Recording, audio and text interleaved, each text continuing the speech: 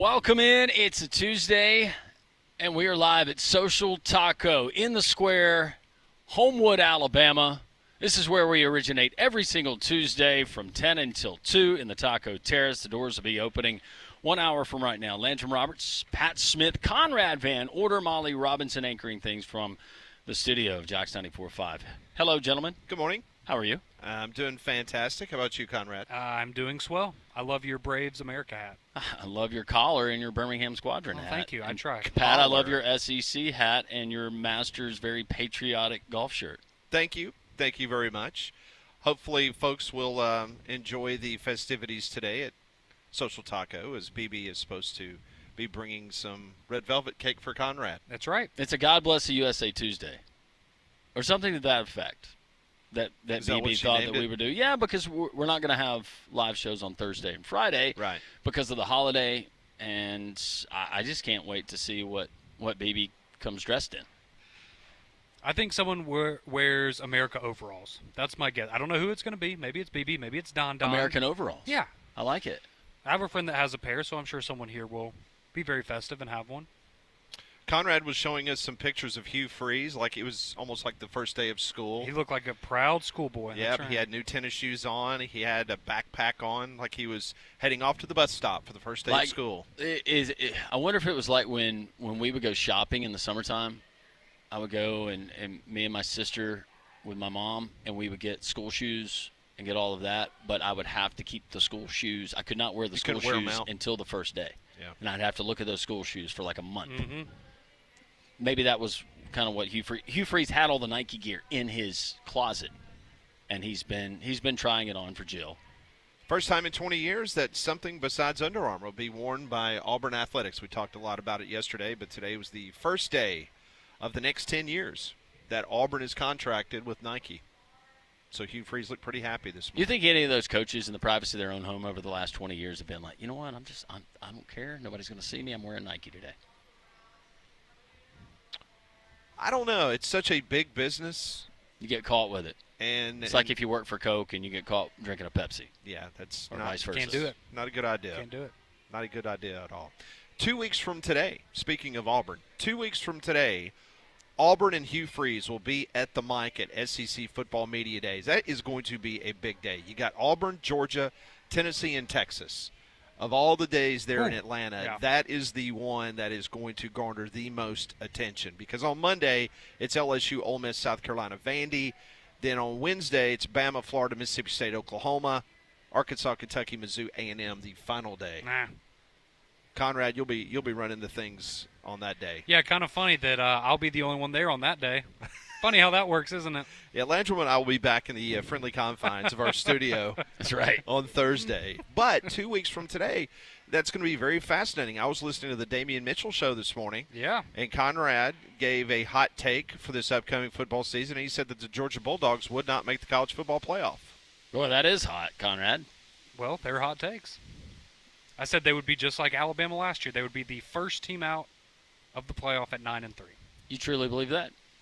For a hot take, yeah. Okay. I'm not putting my money on it, but for a hot take, I could make the argument for it.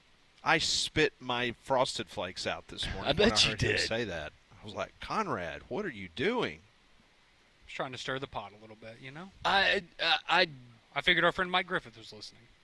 Yeah, given what Georgia has lost, it's hard to imagine them missing out on the college football playoff. But by no means do I think that this is a Georgia team that goes 11-1 in the regular season. I could see a 10-2, possibly a 9-3 hot take guy. Well, and I look at it.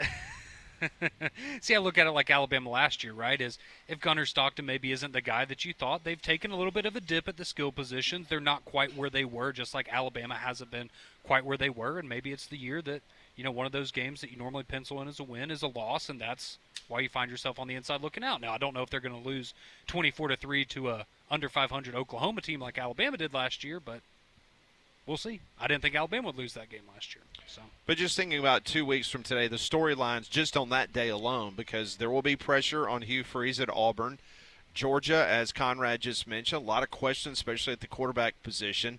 Tennessee, they're breaking in a brand-new quarterback since Nico left. And, oh, yeah, by the way, you got a guy named Arch Manning who is now taking over at the University of Texas. Joining us on the Higginbotham Hotline, brings the heat every single Tuesday on this program, fresh off hopefully a vacation in which he is now rested and ready to go because we're 2 weeks away from SEC Football Media Days. Mike Griffith from the AJC, DogNation.com, joins us now on Three Man Front. Mike, I hope you're rested. I hope you're ready to go until February. Oh, I'm ready to go. You did not sound very positive about that. Well, I think it's jumping back into the changes, and to me it's kind of like necessary evil to understand all this. I mean, I don't think any of us follow college football to try to understand antitrust laws or NIL dealings or marketing deals, and yet that's kind of become a part of the landscape. And it's all fresh and new, and eventually it'll kind of go behind the scenes like NFL money does and NFL contracts. Although there's some people that follow that as well, but I'm more in tune with the players and the teams and the traditions and the schedules and things like that. So I guess after just writing about it the last couple of days, I'm kind of like, oh boy, let's set the record straight. Let's let everyone know what's going on with the College Sports Commission and how these athletes are going to get paid and some of the new NIL inducements that are out there. And oh my gosh, everybody thinks their team's killing it on the recruiting trail. Everybody's team's killing it on the recruiting trail. Everybody wanted to beat the July 1st deadline. Don't get carried away, right? So just kind of getting that out of the way. There's a part of me that's like, let's just get to football. Mike Griffith, DogNation.com, and the AJC covers the SEC, joining us on Three Man Front on the Higginbotham Hotline. I don't know if you heard it, Mike, maybe you didn't, but Conrad Van Order, with a hot take this morning, said that the Georgia Bulldogs finished 9-3 this season and miss out on the college football playoff. What is the likelihood of that happening in your eyes? Well, there's two things there, 9-3 and missing out on the playoff, right? I think 9-3 would get Georgia in depending on who they beat, right? If they beat Alabama and Texas, or they beat Alabama or Texas, also depends on who they lose to. They've got a night game at Auburn, I believe. Well, is it going to be an 8 or a 9 win Auburn team, or is it going to be a 4 or 5 win Auburn team? So there's a lot of particulars in there. I guess, I'd kind of go maybe in the middle.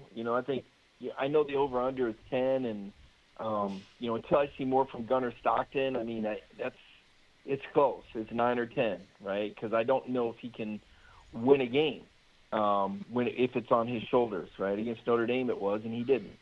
And you can say, well, Notre Dame had a kick return for a touchdown. Well, they also scored because he fumbled the ball after holding it too long inside his 15. He cost them 7 points, and I didn't see where he got those 7 points back. So I need to see more from Gunnar Stockton. I know he's a talented guy. I know he's a fourth-year guy. He wouldn't be starting at Georgia if he wasn't a great quarterback, but it's all relative, and there's not much of a margin for error in the SEC. They'll open at Tennessee on the 13th, and Tennessee, obviously, they have a new quarterback as well after Nico left. And then comes the showdown with Alabama on the 27th at home. That's, to me right now, that looks like a 50-50 game. I'm hearing great things about Ty Simpson from Manning Academy, and Kalen DeBoer was certainly optimistic when we spoke with him at the SEC spring meetings. And I think Alabama's got a really talented roster. I think year 2 with any head coach is better than year 1. He's got his offensive coordinator back. I mean, I think that's going to be a tough game for Georgia. Georgia's defense is very good, but until we see more from the quarterback, we just don't know. Mentioned the Auburn game on the road under the lights. You got Texas coming in here in November. Really talented team. We presume Arch Manning will still be the quarterback and be healthy at that stage of the season. If that's the case, you got a 50-50 game there. Ole Miss, hard to say. It's at home. Last time Ole Miss was in Sanford, they got stomped. But don't really know what to expect from the new Ole Miss quarterback. I've seen flashes of brilliance from them. They certainly look like they'll be capable. Are they a playoff team? I don't know the answer to that question. So, right there you've got, 4 games, 4 really challenging games, I think. Could they lose 3 of those 4 games? Possibly. Maybe not probable, but possible. Missing the playoffs, also possible. I don't know much about, how this new college football playoff committee is going to operate. I think they'll value schedule strength. That's my hope, that they'll put more of a premium on that. But you never know. So I think that's maybe that takes probably a little too hot for me. I might buy the 9-3 part, but I don't think Georgia will miss the playoff. Well, that's fair, Mike. But you did bring up Gunner Stockton. I tried to make it spicy. We're in July. It's July 1st. I tried to make it spicy. But I did want to ask you. You brought up Gunner Stockton, and I was wondering, do you get the sense within the Georgia fan base, similar to what we have with the Alabama fans here, where maybe Ty Simpson isn't as naturally gifted as Jalen Milroe, but maybe his skill set will allow the Alabama offense to be better this year than last year. Do you get that sense with Georgia fans and Gunner Stockton? Maybe Carson Beck is more of the typical NFL-style quarterback, but the way that Gunner Stockton plays and his decision-making and maybe some of the differences will make Georgia's offense better this year than they were last year with Carson Beck. Well, I think that's what Georgia fans want to think. But if the offense is better, it's going to be because they don't lead the nation in drop passes. Carson Beck was fine. A lot of passes got dropped, and the questions about him weren't about his talent or his accuracy so much as, leadership. And it wasn't that he was a bad leader. It's just that he, wasn't one of the guys. He had a lot of NIL money, and he spent it, and he put it out on Instagram for everybody to see. But I don't think Carson was a guy that, necessarily was disliked. I just don't know if the team rallied around him. I mean, Gunner's one of the guys and, plays with that linebacker mentality, and that's all well and good until you get knocked out. And they're fortunate that he hung on to the ball against Texas. If he fumbles that ball on that knockout shot that Makuba delivers, they lose the game, and it's a different story. I've said this, and I don't like being the bad. Nobody in the media wants to be the bad guy, the negative guy. But I've just asked Georgia fans this question. If Gunner Stockton was not from the state of Georgia, would you be excited about him? If he was the former Arkansas High School Player of the Year or even Texas Player of the Year, I think that because he's from Georgia and he's a Georgia high school kid, I think there's a natural pull. And he's a good dude. I mean, he's a really, stand-up, good character, studies film like crazy, good student, all those things. But what has he really done to this point? Now, the second half against Texas was good, but if you look a little closer, you'll see that they ran the ball really well. And that was really kind of the secret to that game. This is a guy, Georgia was trying to get quarterbacks out of the portal in December when they knew Gunner was coming back. So what's really changed since then? What have we seen since then that's made us change our opinion? Now, the coaches see a lot more than we do. And I know it sounds like I'm waffling a lot, but I'm trying to put it all out there for you. What I have seen has not been overly impressive from Gunner.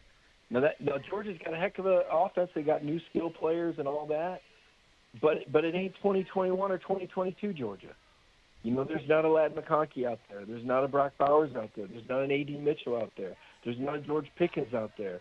4 of the 5 starters on the offensive line are new. Frazier's an impressive running back, but I don't think anybody would say he belongs in the same category with, Nick Chubb or DeAndre Swift or James Cook. At least not quite yet. So what are we really basing that off of other than the fact that Kirby's just found a way? It's kind of like when Alabama was winning under Saban, you just kind of knew Saban would find a way. And I think a lot of people feel that way about Kirby, but the difference is the game has changed and the transfer portal has evened it out a little bit. And you don't have that championship depth that separated the Alabamas and the Georgias from the rest of the league any longer. Mike Griffith joins us from the AJC. Mike, can you hold for another segment? Are you okay with that? Sure. Yeah, all right. Absolutely. Yeah. Fantastic. I got something I need to talk to you about in regards to hot seats around the SEC. More Mike Griffith from the AJC, DogNation.com, right here on Three Man Front.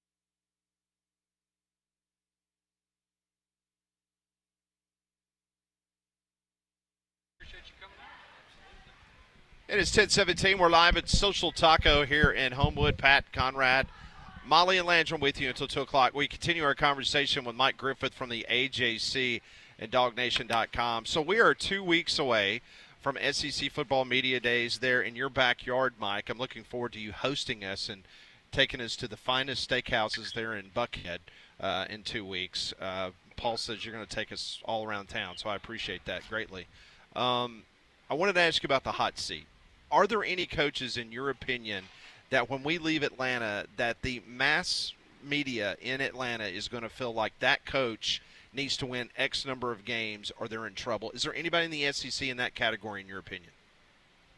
Well, yeah, I mean, I think so. I mean, I think the whole Kentucky Mark Stoops thing is kind of like a, like a bad divorce that everybody knows is going to happen, right? I mean, right. He wanted out. The buyout's too big. He almost took the job at A&M. You don't really know what Kentucky has. It's kind of, a sad situation there, and I'm sure with this NIL, it's probably even magnified even more. Kentucky fans losing to John Calipari last year, they can't feel good about that. That's unacceptable, right? If you're Kentucky basketball, I can't imagine things have changed that much. And it's kind of sad because I thought, he brought Kentucky some street cred and toughness and, made Kentucky a worthwhile game. And I just think the Mark Stoops thing's kind of run its course. That's my opinion. I could be wrong, but I think that's a mutual hot seat, though. Depending on who you talk to, I mean, I guess people in Alabama, feel good about Hugh Freeze, but people on the outside in kind of look at it like, gosh, remember when Auburn was Auburn? Hey, didn't you used to be Auburn? Didn't you used to be a football – I mean, it was when Bruce Pearl beat Michigan State and said in front of the room, hey, but remember we're a football school. I mean, everybody kind of started laughing. I think – and he goes, really, we're an everything school. But you should have seen the look his players gave him when he said that. It was it's just kind of like Auburn's a basketball school now. And there's a part of me I just can't wrap my brain around, what's happened to Auburn football. It just doesn't make sense. And I go back to that last drive that Bryce Young had at Jordan-Hare Stadium a couple years ago. I mean, if they beat Alabama, I don't know if it's a different tune we're singing if Harsin beats them in that game. They had him dead to rights. And, that one got away. And I think that was really, probably when the clock started ticking. Now, Hugh Freeze has bought himself a lot of goodwill. He's a silver-tongued guy. He's very likable. You look at him on paper, it says one thing, but you listen to him talk, and you're ready to put money in a pan and pass it to the guy next to you by the end of the sermon, right? So, I think he's bought a lot of goodwill, and but at the end of the day, you got to have results. And I think, what is the expectation for Auburn? I mean, let me turn it around on you guys. Should Auburn football be a playoff team? Is that a program that should be a playoff team? I think this year they need to be in the conversation. Maybe they come into the last week or so, and maybe it's not a foregone conclusion that they're in, but they need to be in that same conversation that South Carolina, Bama, and Ole Miss was, in my opinion, last year. Okay, you just said it. You just said it. When do we wake up and South Carolina and Ole Miss is supposed to be better in football than Auburn? Right. What day of the week is that supposed to happen? It's never supposed to happen. No, it's never supposed to happen. No. And so how did we get here? Well, Gus Malzahn, whatever. Same way Tennessee got where Tennessee got. They had a good coach and they fired him. They had Philip Fulmer said, anybody can do this. And that's what happened with Gus Malzahn. Anybody, Auburn's going to beat Bama every so it doesn't matter who the coach. Well, it turned out Gus Malzahn was a pretty good coach. I'm not gonna go over that whole thing again, but the point is Auburn should be a football school. People love football at Auburn. Kids that go there play hard. There's a certain edge to Auburn football. Jordan-Hare Stadium is still one of the most feared places to play. Kirby Smart will tell you that recently said that again. I mean, it's not an easy place to play. The fans are fantastic. I covered a game there a couple of years ago against LSU, and their record was bad, and the fans were still just unbelievable. They're a better crowd than Alabama relative to the team's success. I mean, they're more passionate. They're louder. It doesn't feel like the wine and cheese crowd. I mean, it is a tough, loud place to play. and the fans love Auburn football. They are all in, and it's, what's happened there to me. It's just like, come on, this has got to get fixed. Fix it. I don't know who you got to hire. I don't know what you got to do, but Auburn football needs to be Auburn football. We maybe one of these days they'll catch up to South Carolina and Ole Miss. I mean, what the heck? Right? What the heck? We're talking about South Carolina and Ole Miss having better programs than Auburn in football? Somebody made a mistake. Yep. So I wanted to ask. Mistakes. Yeah, I wanted to ask you, Mike, about another coach, and do you think what is the number for LSU and for Brian Kelly this year? Right, I think we understand if they don't make the playoff, there's certainly going to be some conversations, at least within the fan base. You would think for Brian Kelly and his expectations at LSU. Is there a number of, let's say LSU went 8-4 this year? Would that be a hot seat? This is interesting. This is interesting to me. It's very interesting to me because I put Auburn and LSU on a parallel in terms of respect that I have for the programs. And Brian Kelly's done a lot more at LSU than has happened. The guy was in the SEC title game not too long ago.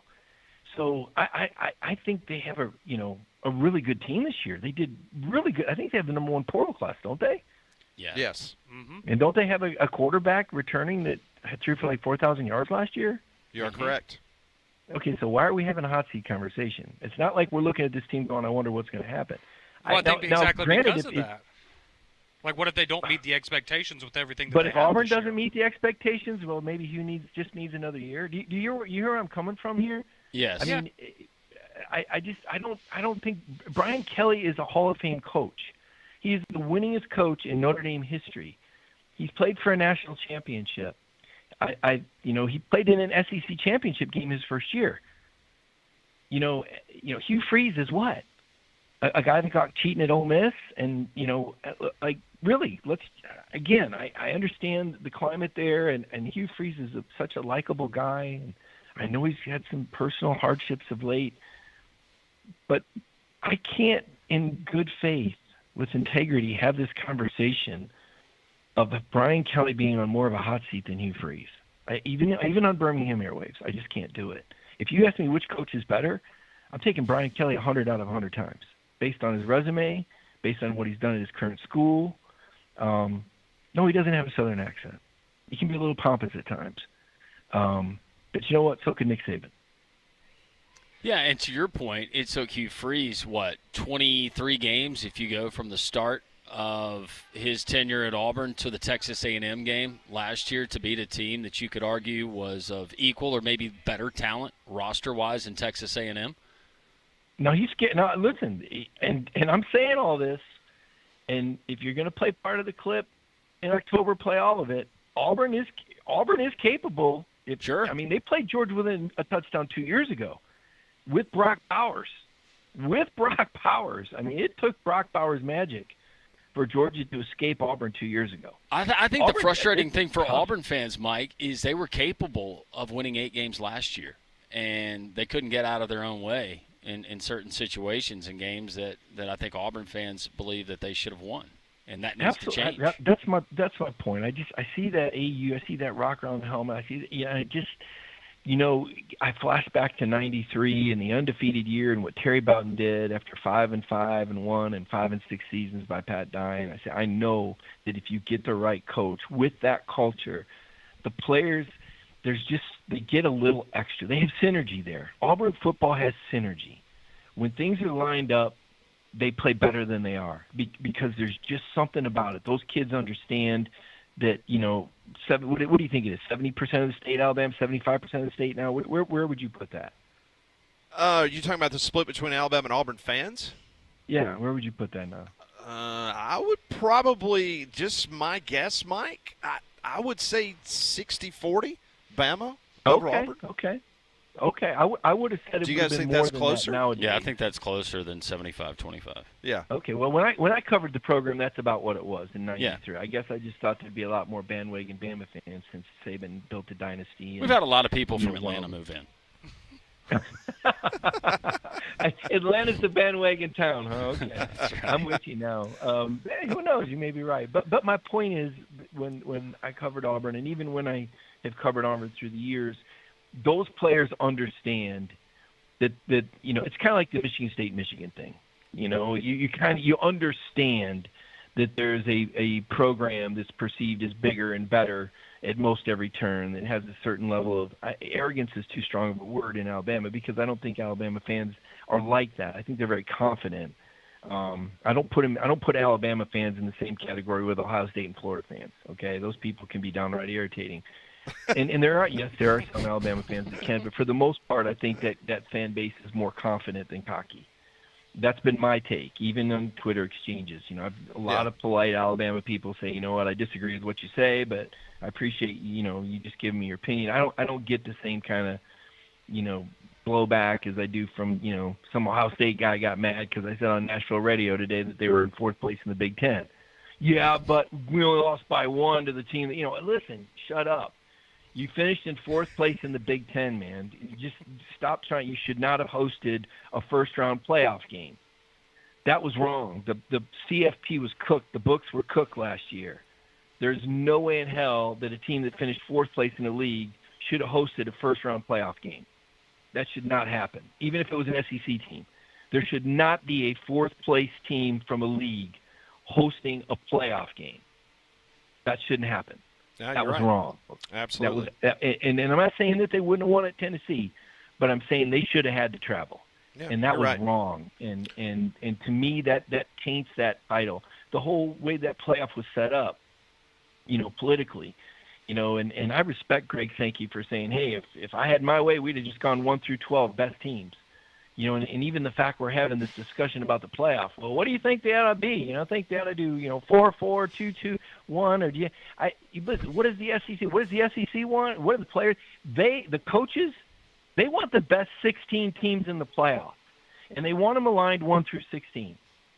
Is that so crazy? No. Is there really any other way that someone could spout that makes sense other than to put the best teams in there? What kind of political hoops do we got to jump through to come up with a playoff? So, well, if you do that, you may not have a team less. I don't care. Get better. It's not, what we don't. This isn't the Olympics, man. I mean, we're not trying to get representation from all over the globe. This is college football, and we want the best 16 teams. Imagine if NASCAR did this. How about NASCAR? Not the 16 fastest car. No. We need to get a couple of those guys from the West Coast Series out there in the front. Come on. Yeah. This is not AYSO soccer. This is college football, and it's about being the best. That's the lesson that you're supposed to learn. And if you're not good enough, get better. Don't ask for a handout. Pay back your loans. Wait a minute. I'm getting political here. I'm just saying, I want to see college football in a place where being good matters and where having the best team gives you the reward. I don't want the college football playoff chairman, when I ask him, when you're ranking these teams, this happened last year, when you're ranking these teams, do you ever ask yourself who would win head-to-head? Oh, that's not part of the equation. What? Isn't that not the eyeball test? Yeah. You don't ask yourself, so you would be willing to rank a team like, I don't know, maybe SMU ahead of Alabama, SMU, which just lost to Clemson, ahead of a South Carolina team, which just beat Clemson, or maybe ahead of an Alabama team that beat Georgia, which dominated Clemson, which just beat SMU. I mean, to me, that was horrible. It was horrible. It was an embarrassment. It should never happen again. Amen. All this happened because you brought up Auburn. Amen. Or maybe I brought up Auburn. Amen. All right, that's Mike Griffith. Always enjoyed the time that Mike spends with us. Mike, we'll talk to you next Tuesday as we ramp That's up. my hot seat. My hot seat is the college football playoffs. They've got a decision to make. We agree. And I don't want to see it 1,000%. hijacked. I don't want to see it hijacked by the Big Ten so they can get their playing games, because they can't, 8 out of the last 10 years has been decided by 30 points or more in their championship. They can't get, a decent, apparently they have trouble getting a decent conference championship game, so they want to get all these playing games and try to make their league look more competitive than it is, when we all know there's really, 3 or 4 teams and the rest of the league is garbage. That is Mike Griffith. You can follow his work at the AJCDogNation.com. Mike, always a pleasure. We'll holler at you next Tuesday. Appreciate it, guys. Thank you. That is Mike Griffith joining us on the Higginbotham hotline. All of our guests join us on that hotline. You deserve solutions that are built for you. Higginbotham is your one-source solution for insurance, financial, and HR services. We're live at Social Taco. Come by and see us. We'll be here until 2 o'clock. This is Three Man Front on Jox.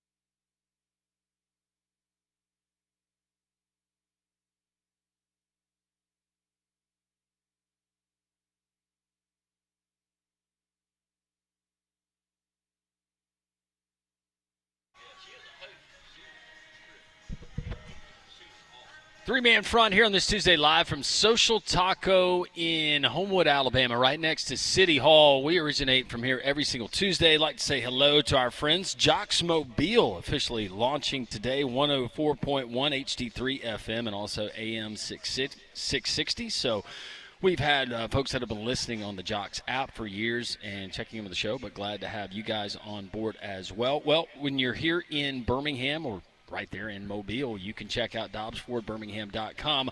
Dobbs Ford, the Goshen family, just salt of the earth people. If you've never heard me talk about them, just wonderful, wonderful people. And the customer service experience you're going to get is unlike any other. But it's not just Joey and Rachel Goshen, the managing partners. It's their entire team. They're at Dobbs Ford. It's got Alabama's largest showroom selection right now. You got the Ford employee pricing still going on, where you're going to pay what the Ford employees pay on certain makes and models, 90 days until your first payment. Check it out. They'll beat any competitor's price. DobbsFordBirmingham.com. The F-150s, the Broncos, the Mustangs, the Explorers, and the Expeditions. Get into Dobbs Ford this Friday. That's the 4th of July. They're going to be open cooking hamburgers, hot dogs. Go and enjoy a dog and a burger and talk to the wonderful people there at Dobbs Ford. And always tell them Landrum from Jox sent you. Alabama football yesterday, they got another wide receiver commitment, this time 6'3", Nashville three-star wide receiver Owen Cabell. He committed to Bama. He chose the Tide over Vanderbilt and Illinois. Suck it, Vandy. A speedy receiver from 247's composite list has him as the 29th prospect in the state of Tennessee.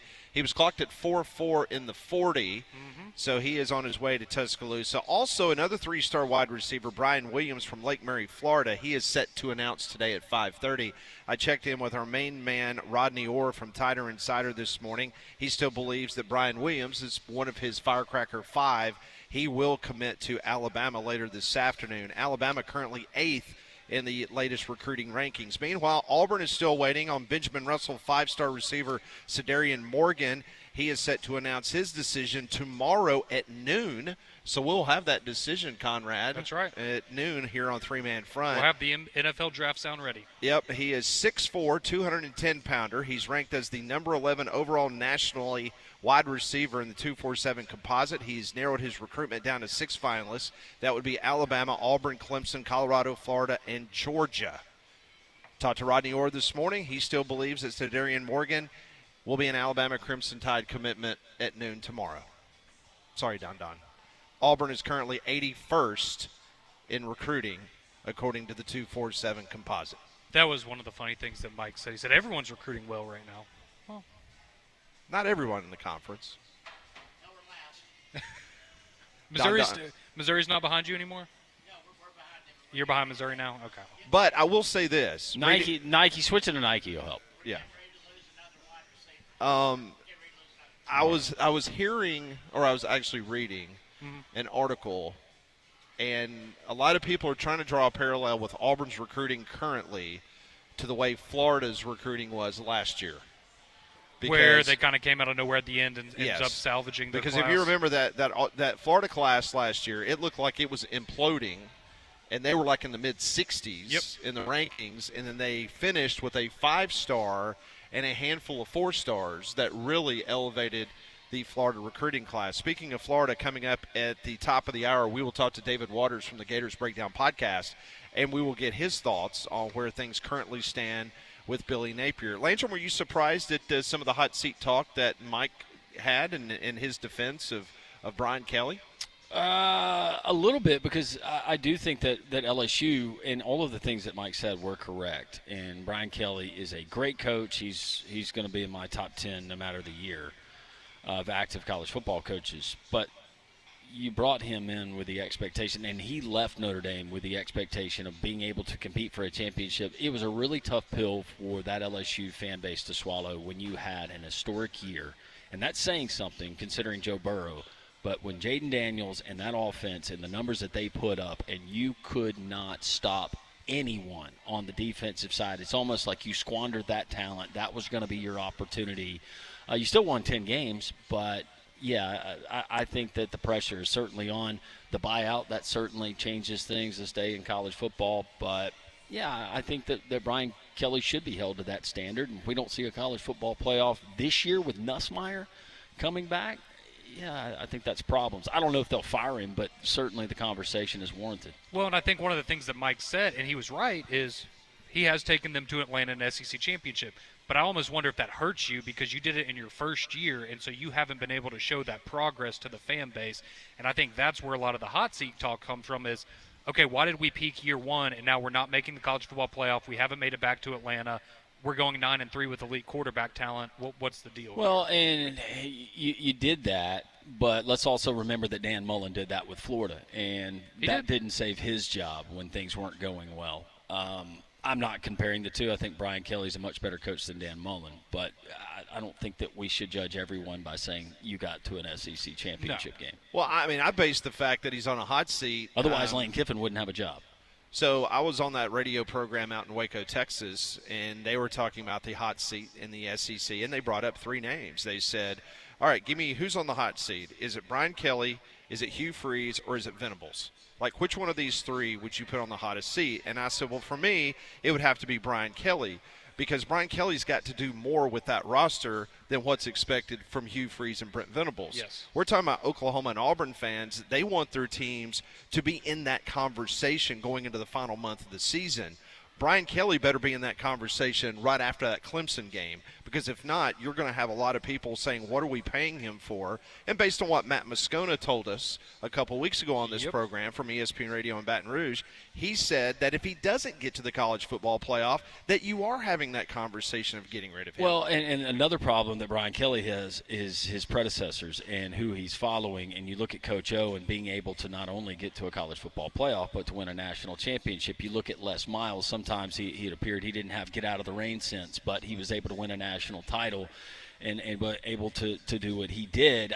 I think everyone agrees that Brian Kelly is a better coach than both of those guys, but not being able to, whether it's fair or unfair, get back and do what those guys did at a minimum level, that's a problem for LSU fans. Well, we've talked about it with other schools. We've talked about it with Auburn and Bruce Pearl, too, is you also have a situation where LSU athletics is doing really well, and football is the thing. I know men's basketball hasn't been great, but you've won a women's basketball title recently. You've won a couple of baseball titles. Like, you are prominent in these other sports, and then in football, why is that the one that we're lagging behind in? Because that's the one that we spend the most money on.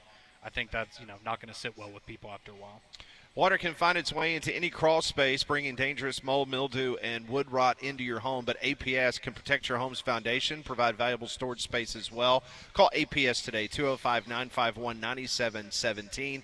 The engineers at APS will design a custom solution for your home if water is getting in or if your crawl space has not been properly encapsulated. They can take care of that for you today, 205-951-9717, or visit their website at alabamaprofessional.com. We're 15 minutes away from the doors opening here at Social Taco in Homewood. Come and hang out with us in the Taco Terrace. We're upstairs when you walk through the door, socialtaco.bar for more information. More college football talk on the way. 3-man front on Jox.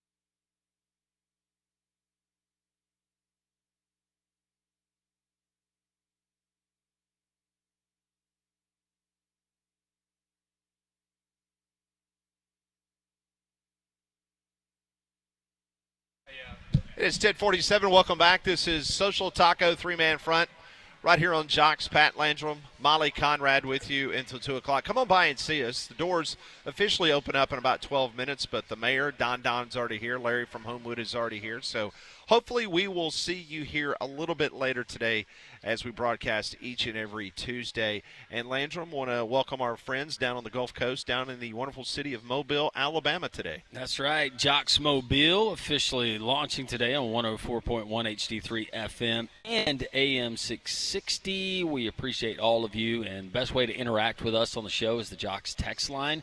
You can also give us a call like Don and others do, but the text line is 205-834-9450. We read every single text, and the ones that we can read on the air, we will read on the air. Well, congratulations to Bobby Bonilla. He gets another payment today of $1.1 million from the Mets. He also gets $500,000 today from the Baltimore Orioles, stemming from a contract deferral. His payments from New York continue through 2035, while the Baltimore payouts go through 2028. So today is Bobby Bonilla Day. You think he's ever just busy, just having a really busy week, and he forgets? Like when you get older and you almost forget it's your birthday. He gets an alert on his phone. Direct deposit has been received or something through his bank. And he's like, from the New York that's Mets. today. Oh, yeah, I got paid. I like to think he really, really lives lavishly on days like this. Like, go to the nicest restaurant in town, go buy a new car, go book a vacation, whatever it is. But every day on July 1st, or every year on July 1st, he's like, this is Bobby Bonilla Day. I'm going to take care of myself. I'm going to buy myself something nice. That was a wonderful investment opportunity by diverting that. Oh, genius. Well, it's a great way to manage your money, too. It's going to be even nicer for Ohtani when he's getting $68 million a year from the Dodgers and for the rest of our life. I don't know how that works out tax implication-wise. I always think I don't know those where terms. Mr. Bonilla lives. I don't know where he lives now. You know, one of his last teams he played for was the Cardinals. Really? He was actually a productive member of the team. Always could hit. Yeah. Fielding was always a Y'all just option. decided to go ahead and pay him while he was playing for you and get out of there? Well, everybody else was paying him so much money. You pay him the minimal. he played for free. Yeah, he's basically paying him $200,000. Man, Bobby Bonilla, when he was a part of those Pirates teams with Barry Bonds and Van Slyke, and the list goes on and on. Golly, that was a good team. He was such a good player. He was never a Brave, was he? No. Why did you say it like that? Because there have been a lot of guys that have had great careers, and at the tail end, when they were basically had the oxygen tank hooked to them, that's when the Braves signed him. But no, he was not one of those. Actually, he did play for the Braves. I thought he did. Did he play for the Braves? He sure did in 2000. That was my college years. A lot of things just kind of blew I together. knew he played for them. I knew I could see him wearing the tomahawk across the chest. I knew it. Dang, he was he had back-to-back years. He finished in the top 3 MVP He hit voting. 255 for the Braves. How many in at-bats? 2000? 239. I forgot that. His WAR was only negative 1.2. How many strikeouts did he have? He had 5 home runs for your Bravos back in 2000. And see, this is the reason I knew it. His final year was the year after he played for Atlanta. He played for us, and he hit 213. So you guys took the role of what we did. We generally do. Look, he hit 160 as a 36-year-old. Then he hit 255 for the Braves. Then he hit 213, wrapping up his career in 2001. God, it's been 24 years That's wild. since his last at bat. Mm-hmm. That's crazy. Ended his career with a 279 batting average. I forgot he had played with the Dodgers. So what was 2001? Was I that, remember the Marlins. I remember the Orioles. I remember the Mets. I remember the Pirates. Did not remember St. Louis, and certainly didn't remember They were in Atlanta. playing for Florida for the Marlins. Yeah. So was 2001? Was that Pujols' rookie year? Sounds right, yeah. Yeah, I think It's a heck of a career he had. he split time. I mean, yeah, towards the end of his career, I remember him. He played at most first base. Yeah. If I'm not mistaken. But I remember that. I know more Braves history than Landrum does. You do? Would you take him right now? Yes. You need a bat? No, you would. Yes. He can DH. So speaking of the Braves, they got the Angels tonight. The Braves ranked 21st in Major League Baseball in batting average, hitting 243. They have the 24th best offense in baseball, scoring 4.1 runs per game. But the ERA for Atlanta is at 3.77, which is the 11th across Major League Baseball. That's not bad. Now, the Angels, they have hit 124 home runs this year. That ranks third in the majors. But they're 26th in hitting. They have a 228 batting average as a team. Braves currently 11 games back in the National League East, 7.5 games back for the final wild card spot, according to Fangraphs. Were they going to win 90 games? Right now, they've got them slated to win 82 games, still above 500 Yep. at 82 and 80. They have a 25% chance of making the playoffs, according to Fangraphs. 25%? 25%. Wow, that's a pretty. I'd take that if I was a Braves fan. So Fuentes goes tonight for the Braves. He's 0-2 with a 10.80 ERA. If we go 10-2, our final 12 games before the break will be one game over 500. I got to figure it out. How is it with that formula you told us a couple weeks ago? The I 20 gave up and on 10 that every formula. month? Yeah. Yeah. Yeah, I think you're right. You need to go to. What, it was go 20 and 10? 20 and 10 20 and 10. every 30 games. Yeah, 20 and 10. What have they gone their last 30 games? That's a great question. I know they're 1-4 in their last 5 games. Yeah, and they were. See how quickly we can do some math here. Trying. Because let's see, in their last 10 games, they are 4-6 Okay. in their last 10. Yeah, you guys are going to have to do the quick math. While you're looking at that, Social Taco here in Homewood, we got the Mix and Match Taco Tuesday. So if you've never joined us, multitude of different tacos that you can choose from. And they're $4. Any combination, as many as you like. But also the great Mexican pizzas. They got the burritos. They got the bowls. You want to go with the new chicken feathers that they debuted. It's the all-white meat chicken, and it's got a different seasoning on the batter, and it is incredible. And these guys are laughing because they've just tabulated it. And what are they, 11 and what? 11 and 15 for the month of June. That's solid. So they fell a little short of your 20 and 10 thoughts for them to make the playoffs. Well, that was, you said for the month of June. We started that in the middle of June when we started keeping up with that. It's not good any way you look at it. And they're, to be they're fair, not a playoff team. You did start June on a 7-game losing streak. Yeah, I was looking up. This is where my season has gone. Jurickson Profar, he's going to be eligible to come back tomorrow. I was looking at the drug that they found in his system, and apparently it helps with fertility, increases sperm count in men. Okay.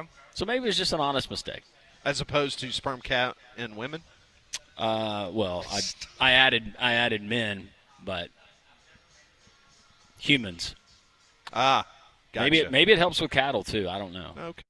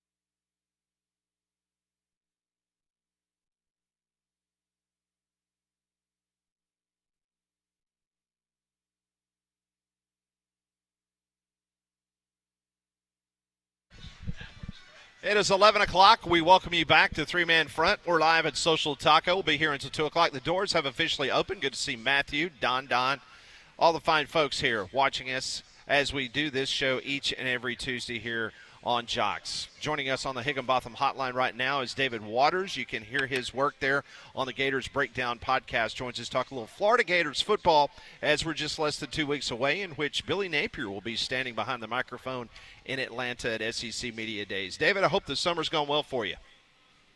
It has, of course, like every college football program, busy in recruiting during the summertime, and the calendar changed from years ago where summer is a recruiting storyline now, but certainly enough to keep up with as we head ever so closer to football season. All right, so David, I wanted to start there with Florida. I want to take you back a year ago because right now a lot of Auburn fans are very frustrated with the fact that they're currently ranked 81st in recruiting, dead last in the Southeastern Conference. But they point to what happened last year with your Florida Gators because Florida was meandering through the recruiting process in the summertime, and then all of a sudden things changed on a dime, and Florida became one of the hottest teams and finished very good in recruiting last year. Can you take us back to last summer and what was the key? Because it was a coach similar to Hugh Freeze, sort of on the hot seat. A lot of people questioned whether he was going to be around the next year. What turned it around for Florida last year? Yeah, two things, and they happened around the same time. So I guess the first thing would say to have some patience, but you got to wait till the season gets here. Sure. And a lot of it, it happened early November for Florida because remember, even before Florida beat LSU, before Florida beat Ole Miss, and they went on to beat FSU and Tulane in the bowl game, before they went on that 4-game winning streak, you had after the Georgia game, Scott Strickland, the athletic director, coming out and giving that vote of confidence to Billy Napier, and that was coming. That was coming out of the Georgia game. You fought hard. You lost that game. Then you go to Texas, and during the Texas broadcast, while Florida's losing 41-10 or whatever it was in the fourth quarter, they're showing athletic director Scott Strickland and the comments that he made the previous week of, hey, we're sticking with Billy Napier, and he's going to be our coach. And, Florida got blasted, but then go on that 4-game winning streak. So I think the vote of confidence from Scott Strickland, I know some recruits did say, hey, that really did help us, that knowing Billy Napier was going to be here for a little while. And then Florida goes on that 4-game winning streak and ends the season, as one of the hottest teams in the country with some really big wins. And I think that helped as well because it showed a little bit of proof of concept that you hadn't seen before. So I think it was a combination of those two things. So I think if Auburn has a successful season and you can give some confidence that Hugh Freeze is going to be there, then sure, I think recruits will stand to that. But I do think some big wins will have to happen as a proof of concept as well. If you want to use Florida as an example, that was the two things that really happened to make a big difference in recruiting. David, we know how good DJ Lagway is, the Florida quarterback, but if you had to equate it into wins and what he means to that Florida team, we saw what happened when he went out with the injury last year. But DJ Lagway, what does he mean to this Florida team against this schedule playing that quarterback position?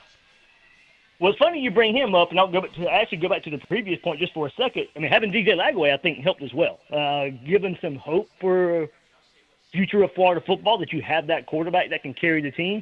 So I think that helped in recruiting as well. But yeah, I think DJ Lagway is worth a whole lot, and he's one of the main reasons that Florida is picked to be a lot better this year. And we've seen all the preseason magazines, come out in the last month or so, and DJ Lagway's on the cover of those. And you go read coaches' thoughts, anonymous coaches' thoughts, and it's DJ Lagway is the reason we think Florida can be a college football playoff contender.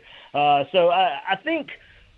Pairing him with an experienced offensive line where 4 or 5 returning, you know what you're going to get in the run game, and some real high potential with some young wide receivers there. I think you pair all that with DJ Lagway entering his first full season as a starter. I think you can see what to like there about this Florida offense, and pairing that with and you got to use a baseline. If you think he can be worth the 5-star quarterback that he was coming in, a certain expectations that 5-star quarterbacks put on a team. And I think with pairing him with the talent surrounding him, I think that gives a lot of hope. So he's worth a lot of wins for Florida. I mean, if he's not playing, and when we can use last year as a bit of an example, Florida couldn't hang with Texas. But the week before, played really tough against Georgia. So, but I think if Florida's going to reach its SEC potential, its possible college football playoff potential, DJ Lagway is going to be a huge reason for that.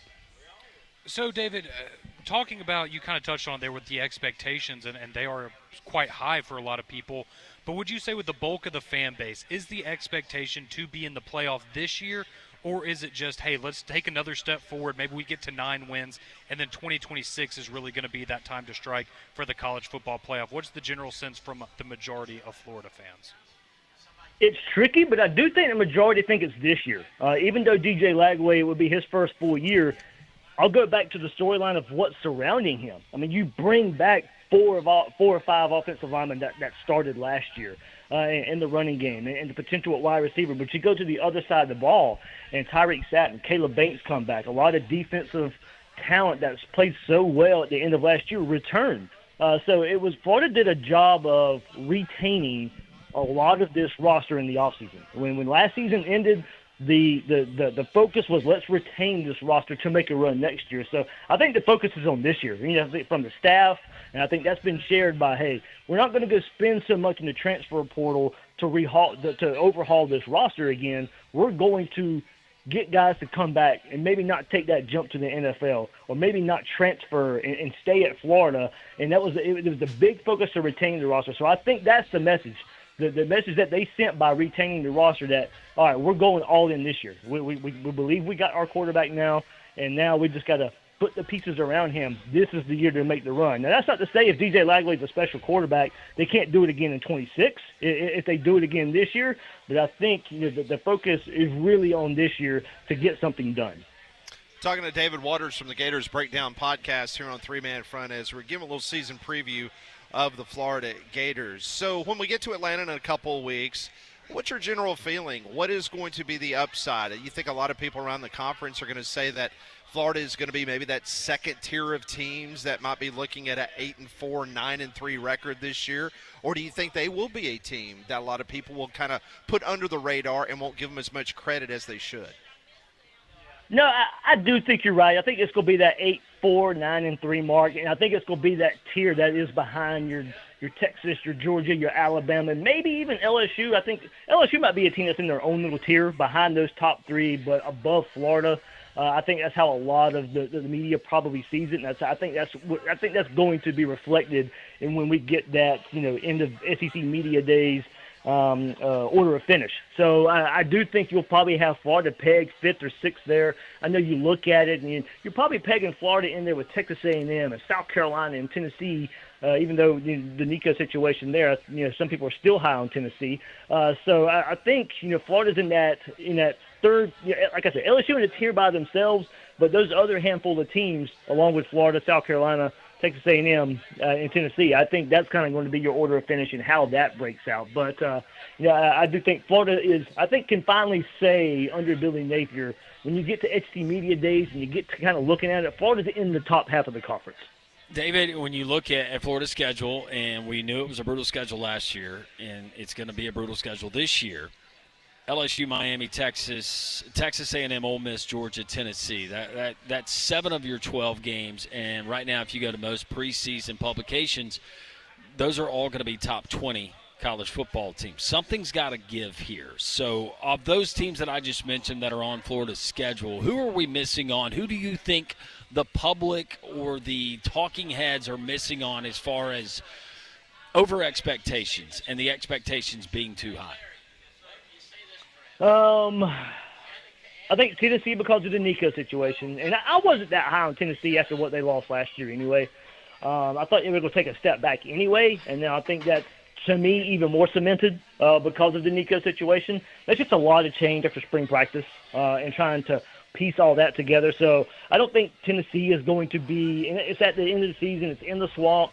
You hope at that point Florida's playing for a whole lot at home. So I think the Tennessee. I think I pegged them down a little bit. I think the whole wild card to me. I don't know what to expect of Texas A&M. I think they can be a really, really good team, or it can be a team that we saw last year show a lot of good moments and then fade down the stretch. But Florida plays them early in the season, much like they did last year. So That's the team. That's the wild card for me. I don't really know what to expect of Texas A&M. And you might be able to, by the time the season's in, you might be able to throw them into that, fighting for a college football playoff spot in the SEC, or they just maybe a middling SEC team. They're going to be a good team. I think it's just the question for me with Texas A&M is how good they can be. So they can be the ones that make Florida's schedule look even harder. David, we spent a lot of time talking about DJ Lagway and the offense and some of the young skill guys that they have around him. I wanted to ask you quickly about the defense, though. So they gave up about 23 points a game last year. What are you expecting out of this Florida defense, and I guess what should we expect in terms of improvement from 2024 to 2025 on that side? Yeah, it's really picking up where they left off last year in that November stretch where they, now don't get me wrong, it was a bend, don't break defense. And so I think that's the next step of don't have to rely being so much on bend, don't break. Now, it helped against LSU and Ole Miss, teams that once they got close to the end zone, they really struggled in the red zone, and Florida was able to make them settle for field goals or make them settle for missed field goals or make crucial fourth down stops. But how much can you rely on that? How much can you rely on being a bend, don't break defense for 12 regular season games?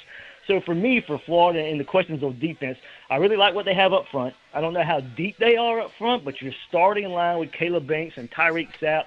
They're in the middle leading that defensive line. I think it's really, really strong. So those guys have got to stay healthy. I think Florida can be strong up front as long as those guys stay healthy, but it's got to answer some questions on the back end. It's time for third-year safety Jordan Castell to take another step. Safeties were a liability a lot last year, giving up big play after big play. And like I said, they played a little bit better in that November stretch, but it was a bend-don't-break style that they gave up a lot of yards but didn't give up points. I don't know if they can be successful doing that again. So it's really picking up where they left off last year, but being able to take another step and being a more reliable defense. That is David Waters. You can follow his work on the Gators Breakdown podcast. Have a great 4th of July, David. We'll be talking to you very soon. The season's here before we know it. Thanks again for your time. Thanks again, guys. Appreciate it. That's David Waters joining us on the Higginbotham Hotline. All of our guests join us on the Higginbotham Hotline. You deserve solutions that are built for you. Higginbotham is your one-source solution for insurance, financial, and HR services. Well, if you're looking for a great alternative to alcohol this 4th of July or any time here during the summer, you can turn to our friends at Mystic Beverage. MysticBeverage.com is the website, and you got to check it out. It's sparkling water that's infused with various cannabinoids. There's different levels, different moods that you can achieve with these products. I love the lift. It's got the green coffee bean extract. It's going to pick you up. It's going to boost both your body and your mind, and it's not going to give you that creepy, I want to crawl out of my skin coffee feeling. Also, you have the Nirvanic, you have the Broadway, and you have the High Hills Delta 8, Delta 9. Check it out, Mystic Beverage. You can find it at your local Piggly Wiggly, or you can order it straight from their website. It's made in Blount County, Alabama, mysticbeverage.com, and we appreciate their partnership. It's delicious. It is a great crowd that is assembled here at Social Taco. Come on by and see us. The doors opened up 12 minutes ago, and the Taco Terrace is filling up fast. Yes, so it if you is. have plans. New people, too. Yep, new people. We appreciate that. BB has arrived with her, is it 2 or 3 layered red velvet cake? Is it 2 layer? That is beautiful. 2 layer? We need to take a picture. Yeah, we will put that on social media. Come on up and see us. We're live at Social Taco. This is 3-Man Front on Jox.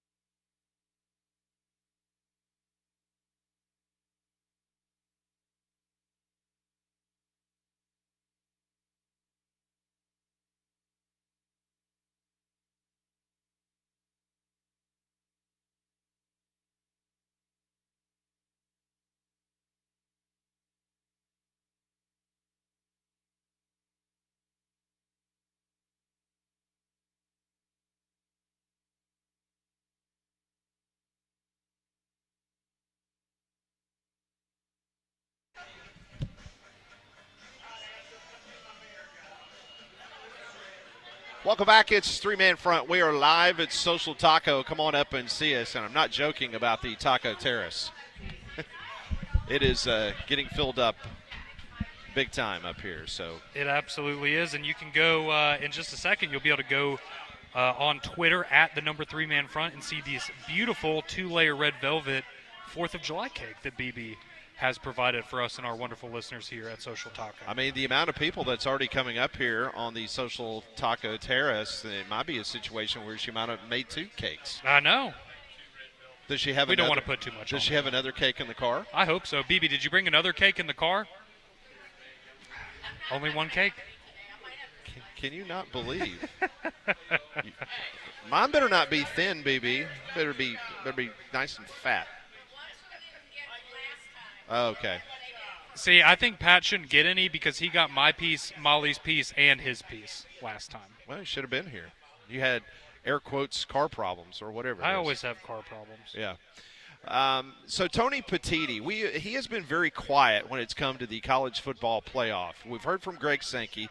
We've heard from Brett Yormark. We've heard from Jim Phillips in regards to what the future is going to look like with an expanded college football playoff. Well, Tony Petitti is an individual that you really have not heard a lot about. Now, we've heard a lot of people talk about what the Big Ten wants in a new college football playoff, but nothing from the horse's mouth itself. Well, he went on with an interview with Joel Klatt, who is the Fox lead broadcaster for college football. And so Tony Petitti went on this interview, and he argued that a 16-team field offers more opportunities and keeps more teams engaged in a 12-team model.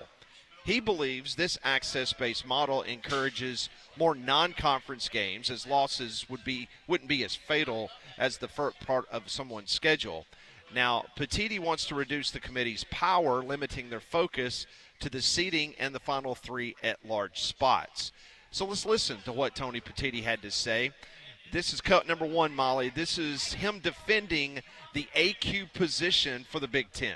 We've made a decision about what we think is appropriate for us and what you should have on the at-large side, and it's based off of historic strength and where we think programs are. Look, we're open to ideas. If there's better ways to do it or there's tweaking around the AQ system, I just think ultimately it's going to be very hard to sort of figure out how you expand the field, because the alternative, Joel, to this system is expanding the field and giving the committee more to do. Because if you go to 16 and you have 11 at large, you've just added even more decision making. And the answer is, well, at that point it gets to be easy because you'll cover everybody. No, because the more spots you put into the system, the more difficult decisions you're facing, because teams start to look more alike. So we're looking to kind of do exactly what you said, is reduce the role of the committee, let them focus on seeding, let them focus on the last 3 at-larges.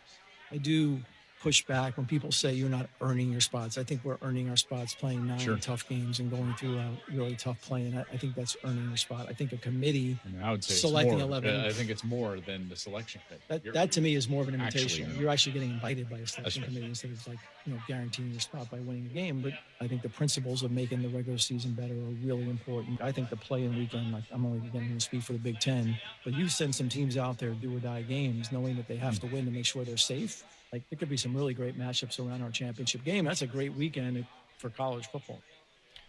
He is not backing down. If you thought the Big Ten was maybe, okay, let's look at this 5-11 model based on this conversation with Joe Klatt. And I listened to all 1 hour of this conversation, and there is no shadow of a doubt that the Big Ten, they want the 4 automatic qualifiers. They're not about the 5-11. They do not want to put the committee into a position to where they are ranking all 16 teams. Well, I can't argue with some of the points that Tony Petitti just made. But that was also an admission that we don't trust the College Football Playoff Committee. True. And that's a revolving door, and different people will fill those seats in the future. But that is saying it and being as respectful as you can by saying we want to give that committee the least amount of work to do so they can't screw it up. And I think that, again, he's going to defend himself and what he thinks is best for his conference. That's what he gets paid to do. But I think, hopefully that maybe gives him a level playing field when he talks to somebody like Commissioner Sankey, and why the SEC is hesitant to go to those 9 conference games, because what has the playoff committee shown you that you're going to be rewarded for that, and he should be able to understand that in the Big Ten, while simultaneously realizing that the middle of the SEC is much more jam-packed than the middle of the Big Ten, and that's why you kind of have this stalemate. But I think at the end of the day, yes, all the conference commissioners want to come out and say, we don't trust the committee. We don't want you making the decisions because you've screwed us over in the past, and we know you're going to do it again in the future. Well, it's interesting because what did the SEC, what did they want? They wanted more transparency. They wanted the strength of schedule to mean more. Meanwhile, you've got the Big Ten commissioner who is now on record saying that we want the committee to do less. Like, we want this to be like the NFL. We want teams to be automatically qualified where you don't have to go into a room to try to figure this out. All right, cut to Molly. This is comparing wins between conferences. It's a difficult concept, according to Petiti. That's why he believes the automatic qualifiers would eliminate the issues. So we'll hear from Petiti in just a moment. Pat, you said it. It all comes back to transparency and the strength of schedule and how much is that going to be factoring in. If you're not factoring in strength of schedule, what are we going by? Seriously, are we going by geography? Different place? Hey, this will be fun. We need to have a team from out here, so hopefully we'll attract more eyeballs. I don't know if that's the logic in it, but it seems like it some years.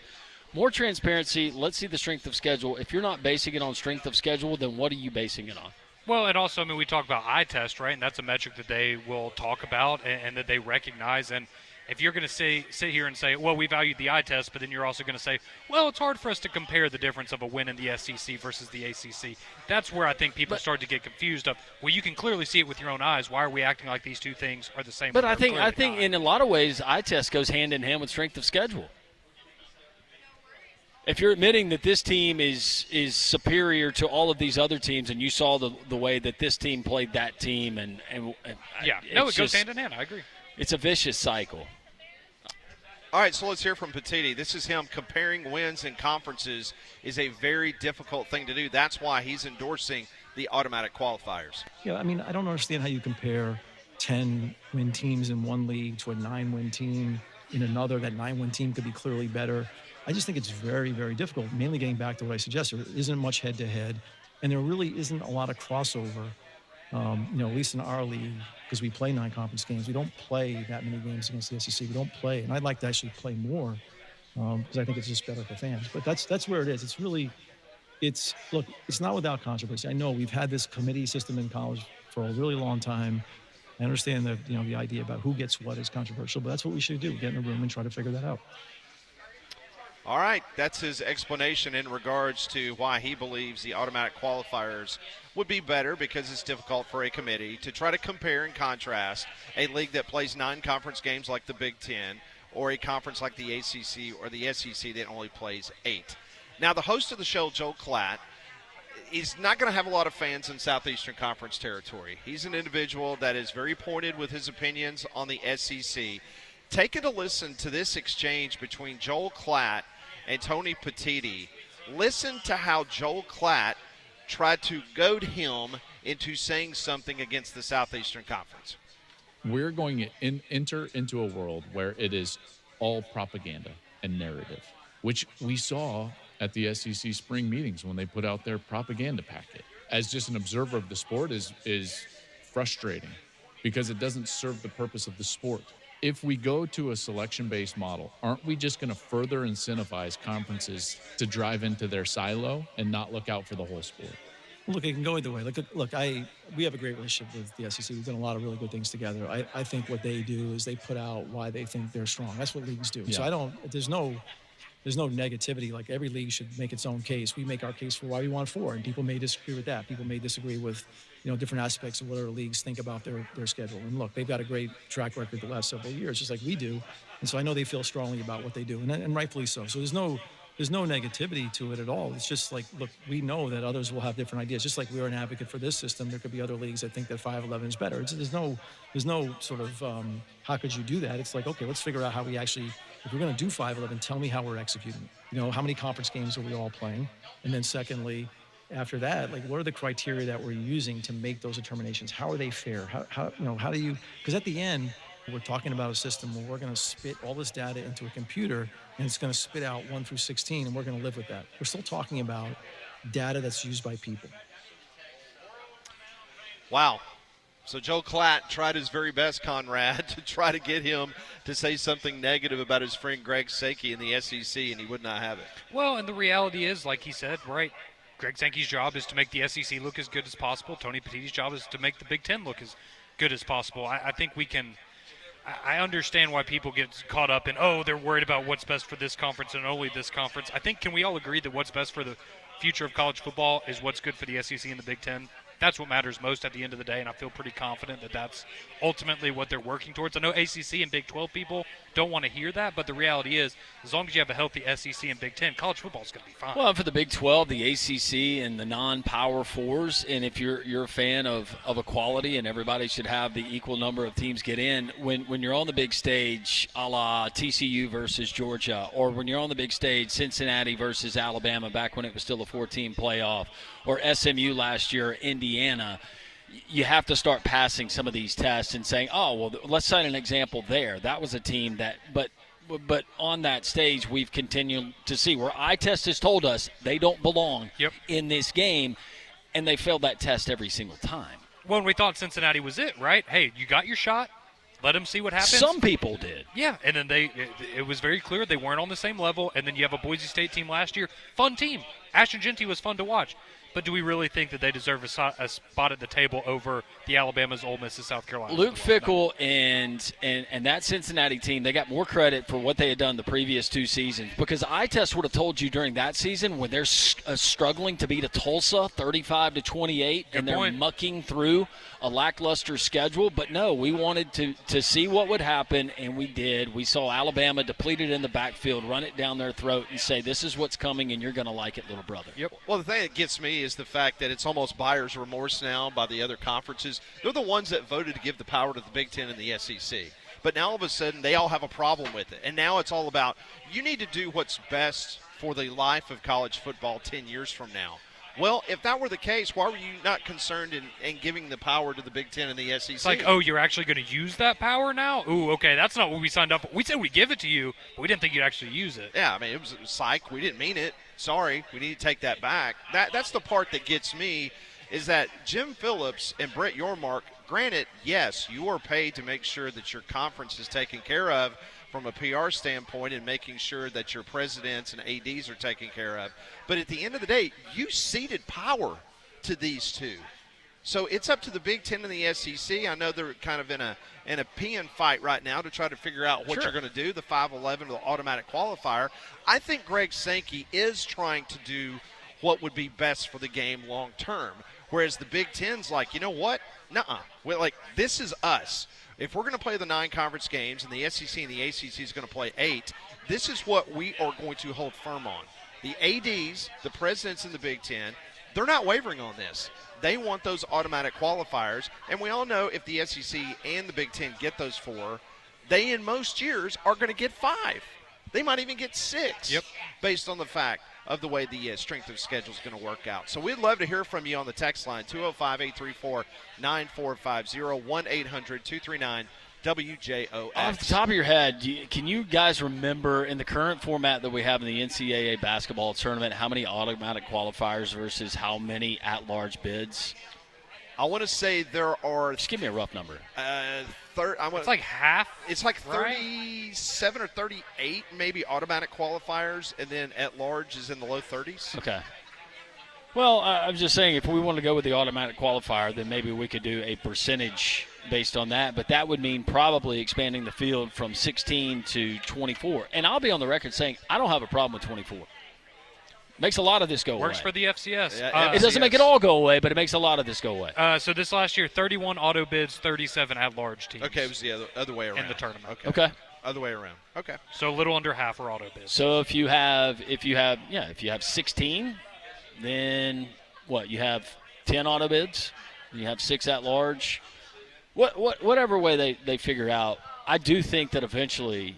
And that's just the way because it's TV and it's more eyeballs and it's more inventory. We're going to expand beyond 16. If you think 16 is the final number, I don't think it's going to be. I don't know when the other's going to happen. We're going to push that number. All right, we'll open up the phone lines, 1-800-239-WJOX. If you got a feeling or two about what you just heard from Tony Petitti, or the text line, 205-834-9450. Come up and see us. We're on the Taco Terrace here at Social Taco. This is Three Man Front on Jox.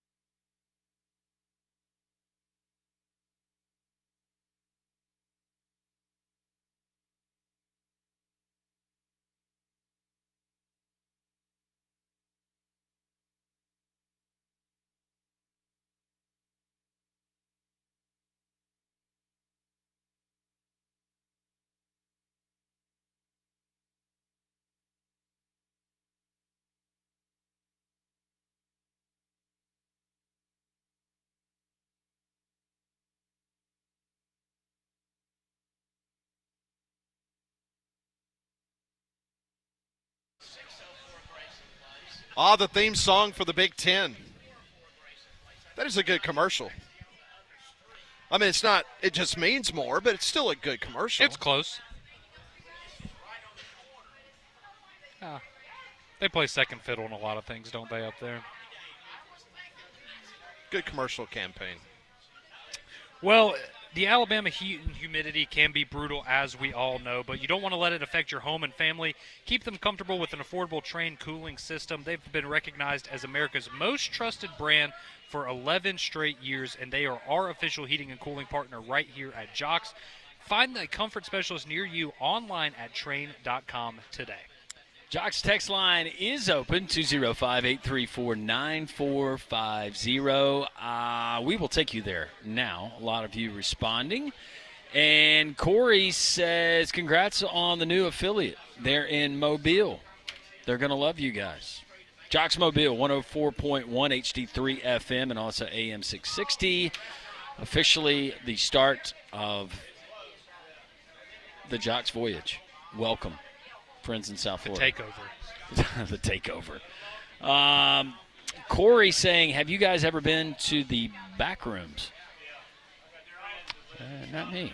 I do not know what that is. Conrad? I don't either. Yeah, I know. Somehow That does sound like something that Conrad would do. Conrad, Conrad, just admit it. Let's just call it what it is. Yes, if any of us had been to a place called the Backrooms, it would be It would me. definitely be I will you. admit that. I don't know what that is, though. So we have new listeners. We're trying to get them acquainted with everyone. And that's right. I'm the weird one. For those in Mobile just now tuned in today, last week we do a segment on the show called Pat Ponders, in which I come up with 5 random questions and I ask everyone. And I said for $10,000, and Conrad just said yes. Like, I didn't even finish the question. And the question was, for $10,000, would you brush your teeth with a total stranger's toothbrush for 30 seconds? And, of course, Molly and Landrum, being pillars of society, they said no. That's disgusting. We would not do that. Meanwhile, Conrad said, well, I'll double down. I'll do it for $100. Yeah, and 0 toothbrushes have been presented to me, so... Does anyone have a toothbrush here? No toothbrush here. No toothbrush? You got one? Oh, okay. Yeah, BB's for $100, yeah. I'll find you one. That's fine. You'll find me one? Mm-hmm. Okay. I might find you one before the show's over. Great. Sounds great. I hope someone shows up with a toothbrush. They got 2.5 hours to do so. Jonathan Texan, preseason $100. college football is so much fun. I guess every team is a college football playoff contender, LOL. Everybody is undefeated right now, Jonathan. That's the beauty. That's right. Just wait until we get to Atlanta and we have our live coverage from SEC Media Days. Every single person that everybody will we come on, talk to, including Vanderbilt, the people that cover, especially this year. Just think, the last couple of years, there's actually been a media member that has voted Vanderbilt to win the Southeastern Conference. Yep. It will double and triple this year. It will. It doesn't matter who the team is. If they cover the team, they talk about the team. It will be. I think people might be surprised. Hey, Jeff Lebby in year 2? Yeah, you just wait. Coin flip games. Hey, you and They're I really good at home. You and I have covered a lot of these SEC Media Days. Do you remember back in the day when whoever the coach was, and I'm sorry, E. Robinson, I'm not taking a shot at Vanderbilt. You're just an easy target. Yeah. We love you, E. But the head coach of that season for Vanderbilt would go wandering up and down Media Row, basically saying, hey, somebody interview me. Clark Lee, when we were at the Winfrey. I have been at media days before, and I have had other media members come up to me. They go, who is that? 3 years ago. Oh, who is that? Oh, that's Clark Lee, the head coach of Vanderbilt. Didn't know what he looked like. Happened Thanks. to us. We thought it was a Vanderbilt staffer that was just walking through early in the morning because he had on just athletic gear, wasn't wearing a suit at that time, but he wanted to check it out while all the other coaches in the allotted times were there with their teams.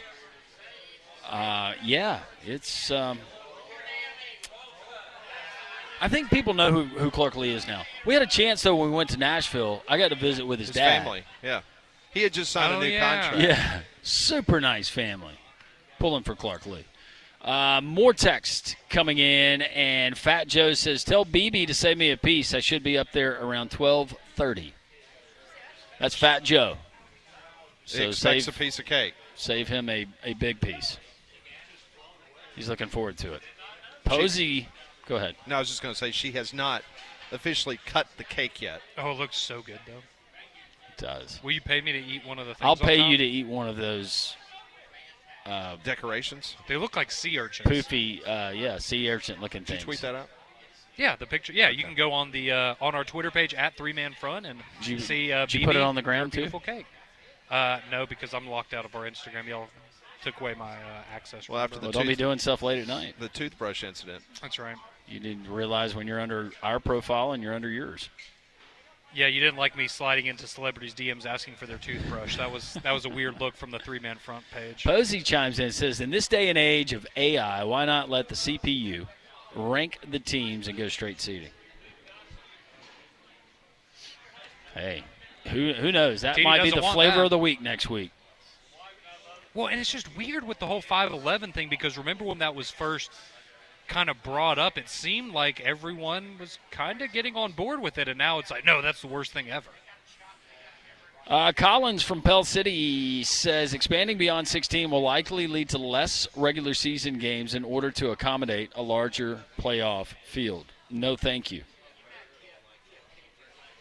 Maybe so, but now that these guys are getting paid and the revenue share and more games means more money for these schools, I don't think you're going to get much pushback like you got just a couple of years ago talking about player safety and when are they going to have time to study. Well, the FCS, if you remember a couple of weeks ago, the D1 Council, I think they're voting to allow the FCS one additional game during the regular season this year. So they're expanding. So they're going to play 13? They're going to expand their regular season, so we'll see what happens. Mario from Birmingham says, at this point, which I know people will not agree, but I think all these conferences just need to combine as one league and be someone like the NFL, play an 18-game schedule, make divisions like the NFL, and then there will not be a shadow of a doubt who the champion of college football is. Well, Nick Saban a couple of years ago, he basically said that. Just turn college football into the NFL. Yep. Everything from collective bargaining to the playoffs to the calendar to the offseason, everything. Yep, make the kids employees, and it is truly a pipeline to the NFL. Yep.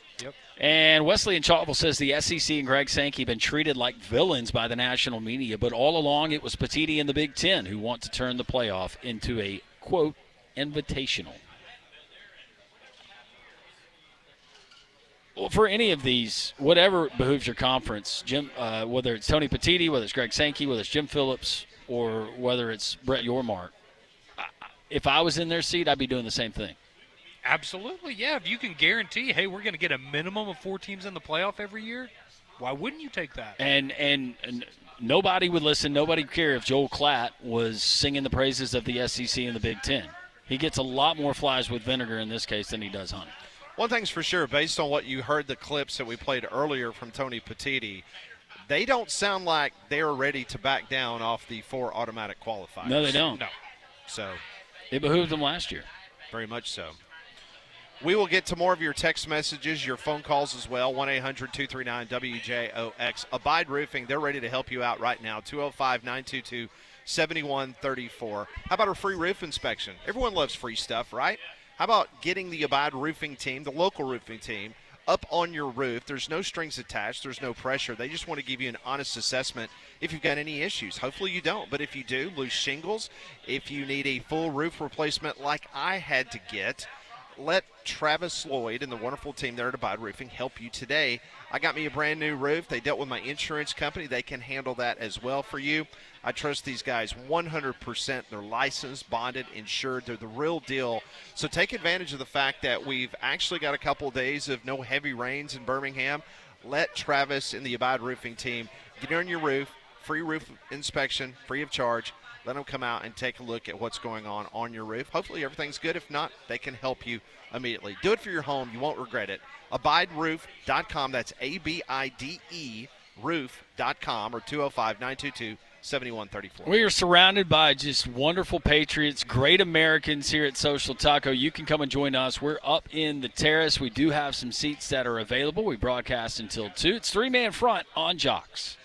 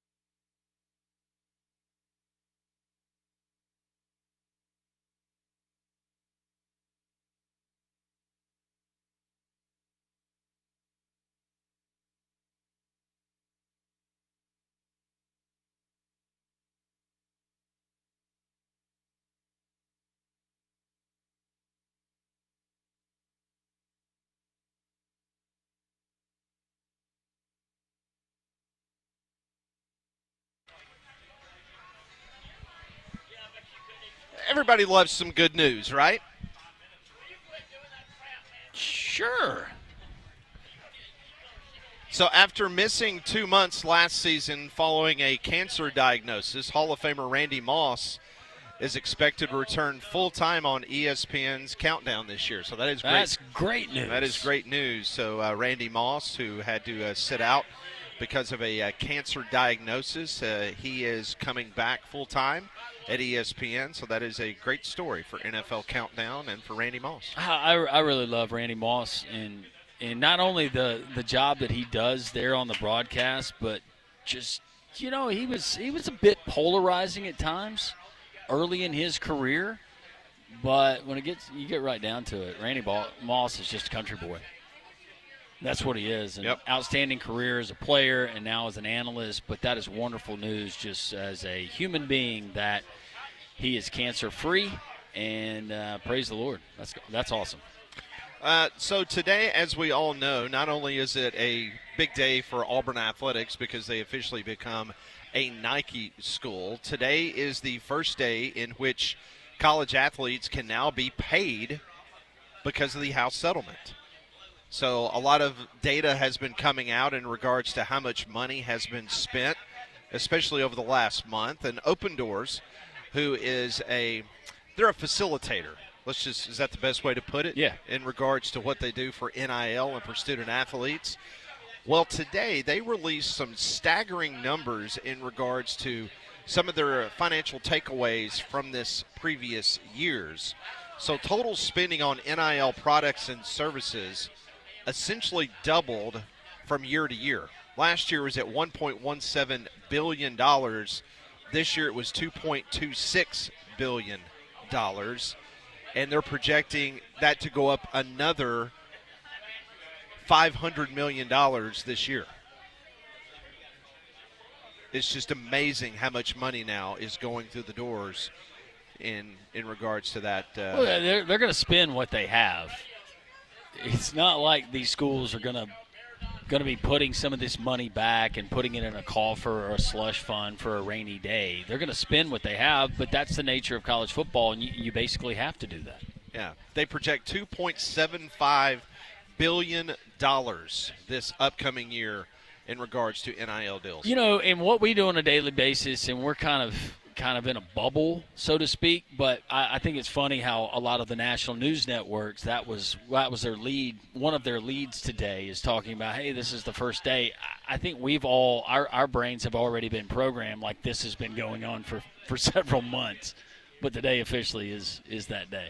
So we always keep hearing these numbers that it's costing teams to field a football roster. Well, the Wall Street Journal did a story over the weekend, and they pointed out that last year's Ohio State football team that won the national championship, they spent an eye-popping $20 million on the roster. We've talked about it numerous times on this radio show. We've been told that Alabama last year was in the neighborhood of maybe $16, $17 million. We've seen reports this year that Auburn's going well past $20 million on their football roster.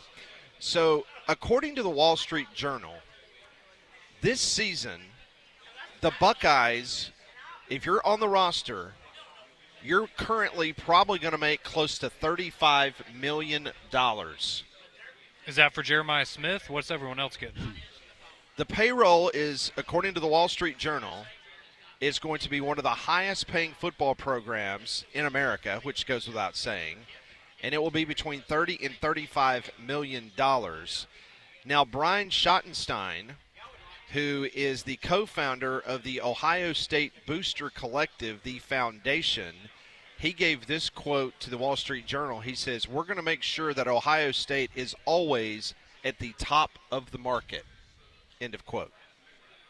As you would expect. But according to the Wall Street Journal, this year's Buckeye roster could be $35 million.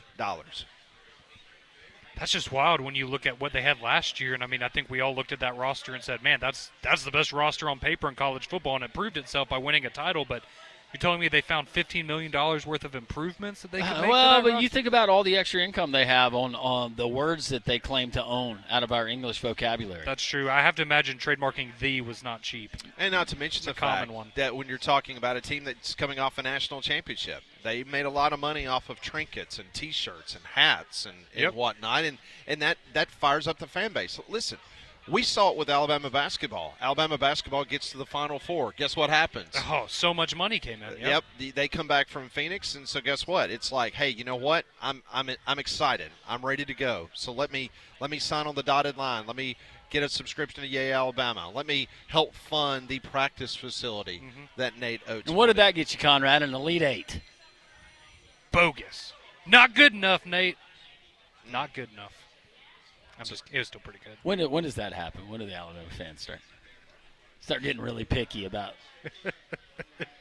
Pretty soon. only making it to the well, Elite Eight? it also depends on what happens with football, right? Because very true. if football doesn't get back to the playoff, then it's only going to make it harder for the basketball fans. And there was a story that came out, I believe, in the state of Iowa today, saying that the athletics director for Iowa State, he says that every single athlete at Iowa State, every single one, not just football, basketball, every single athlete will receive a payment through a player revenue system. Is that still Jamie Pollard? It is. Okay. That And sounds nice. According to Jamie Pollard, he says that will be unique among Big 12 schools. He says, we just felt like this was part of our culture. So Iowa State is going to pay every single person that wears a Cyclone jersey, no matter the sport, they will receive some type of revenue share. Again, it sounds nice, but, are you going to get to a point where you start looking around and you go, man, maybe some of these bigger programs need an infusion of cash, and maybe we can't keep spreading those crumbs around to, no offense, your bowling teams and things like that. But Well, it sounds nice. Yeah, I mean, It sounds like you're taking care of the kids. What does that mean for Johnny or Jackie that's on the rifle team? I was about to say, are you getting $20? Yeah. You getting $5,000, $10,000? Yeah, I mean, sounds nice. Yeah, if you're in a tournament and every spot pays, and if you're at the end of that list, well, that's great and that's wonderful, but did you really just hand me a check for $5.36? Yep. Well, I'm sorry Jet Tamala won't be getting any of that money. Well, in a couple weeks, matter of fact, 2 weeks from today, the University of Texas, they will be one of the teams on display at the SEC Football Media Days. We're going to go to Austin, Texas next, talks to Eric Henry from Horns 247, get his thoughts on Arch Manning taking the helm for Quinn Ewers, and can this Texas team get over the hump and win a national championship? That's all next. We're halfway home. We're live at Social Taco. This is Three Man Front on Jox.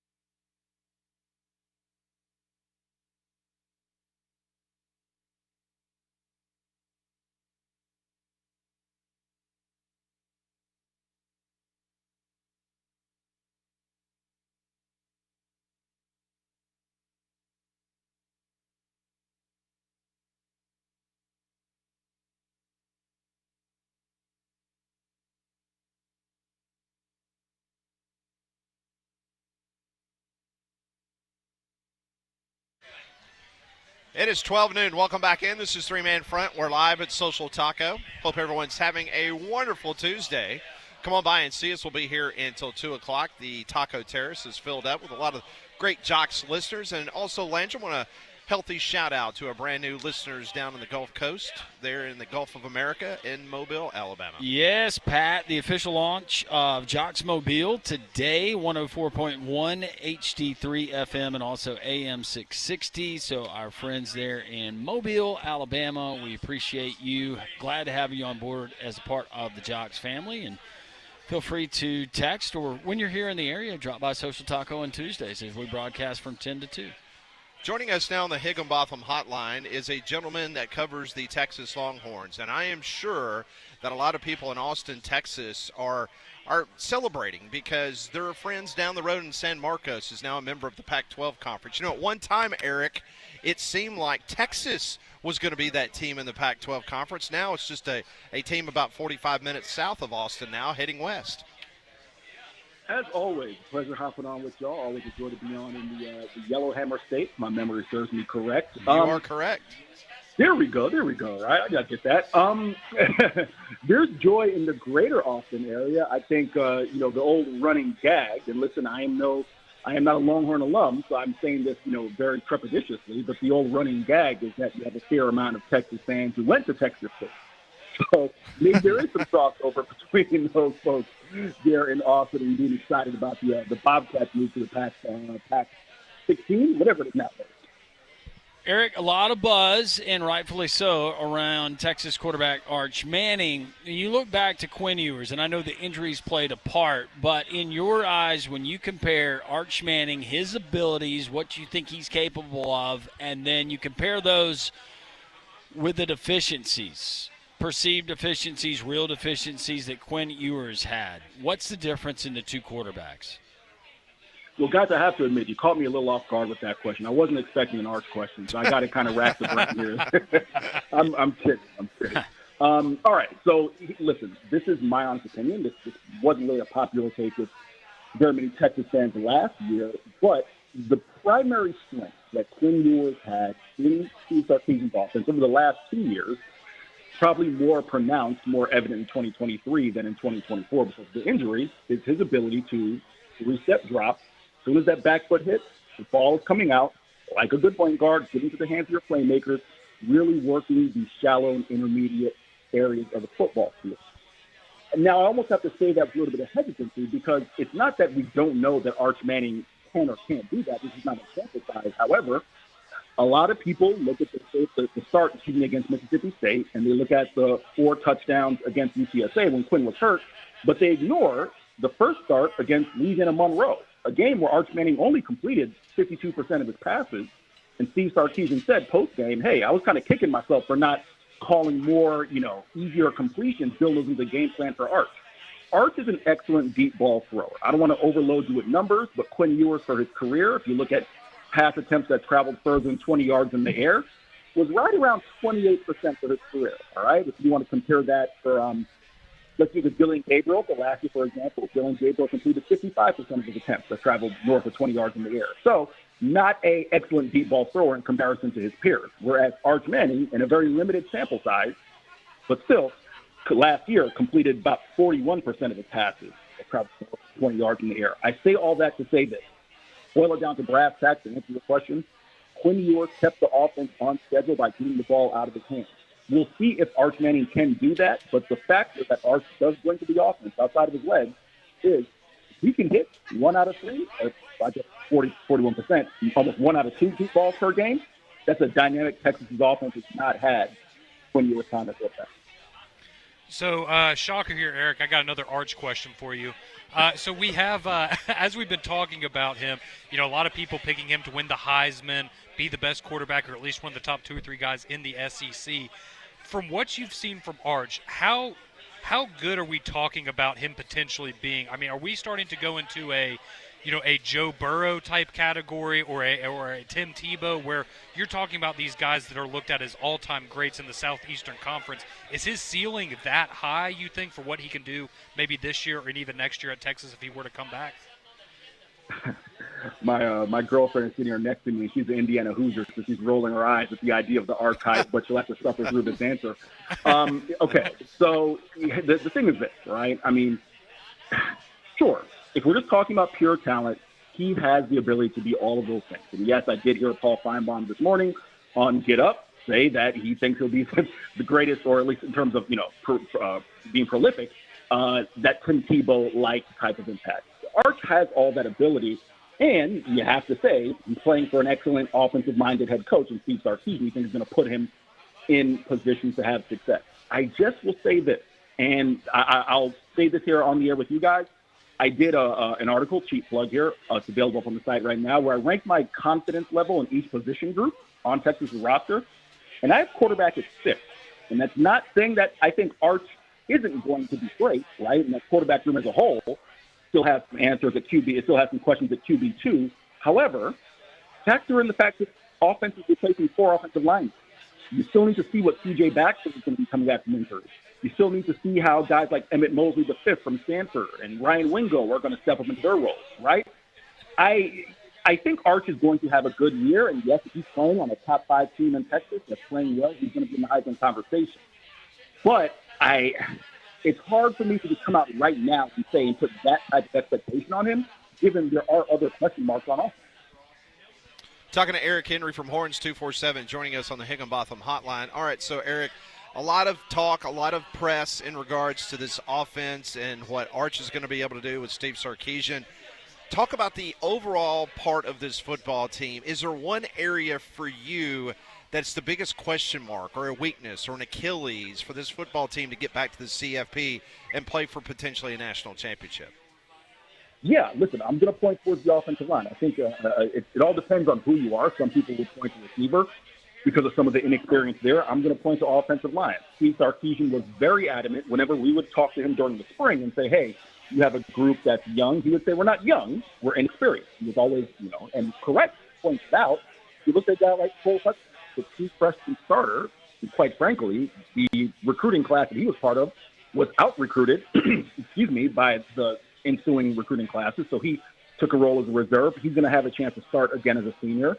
You're wondering a guy like Trevor Goosby, who, of course, got to start at left tackle for Kelvin Banks and did excellent against Texas A&M, against Shamar Stewart, against Michael Williams, against Georgia. How's he going to fare at left tackle? A guy like Brandon Baker, possibly at right tackle. These are all talented guys, but it remains to be seen how they're going to come together. So if I had to point to one group that I'm saying, hey, this not only can make or break Texas' offense, I think it can make or break Texas' season, it's that offensive line. Eric, when you look at the schedule, and the schedule's the same, we're just flipping for the most part, Texas fans, they got a good idea of what the SEC is all about last season. With all that you just said, knowing the schedule this season, what are the expectations for most Horns fans that you talk to? Wins and losses regular season-wise? Yeah. I'll use our boards as an example. I think most people think Texas, their expectation is to at least reach the college football playoff again. That's a bare minimum. Whether or not you win the SEC title, I think that's still, some fans are still a little iffy about that. But reaching the college football playoff and, quite frankly, at least reaching the semifinal round. Right now, I have Texas either at 9-3 or 10-2.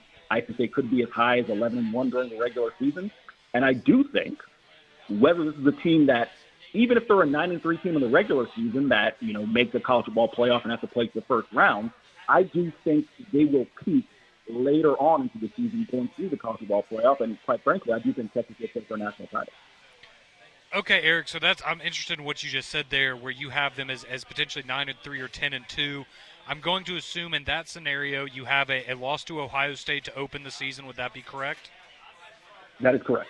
Okay, and then you have to go to Georgia. That's a team we obviously know beat Texas multiple times last season. But when you look at the rest of the SEC, Oklahoma, Texas A&M, at Florida, a Vanderbilt team even maybe that played Texas close last year, where do you look at past Georgia in the SEC that really concerns you for Texas in this regular season? Yeah, I'll take a cheap shot at Diego Pavia. I was covering Conference USA 4 years ago, and the kid was playing football. All right, Diego may play football forever, and God bless him, he's making a great living.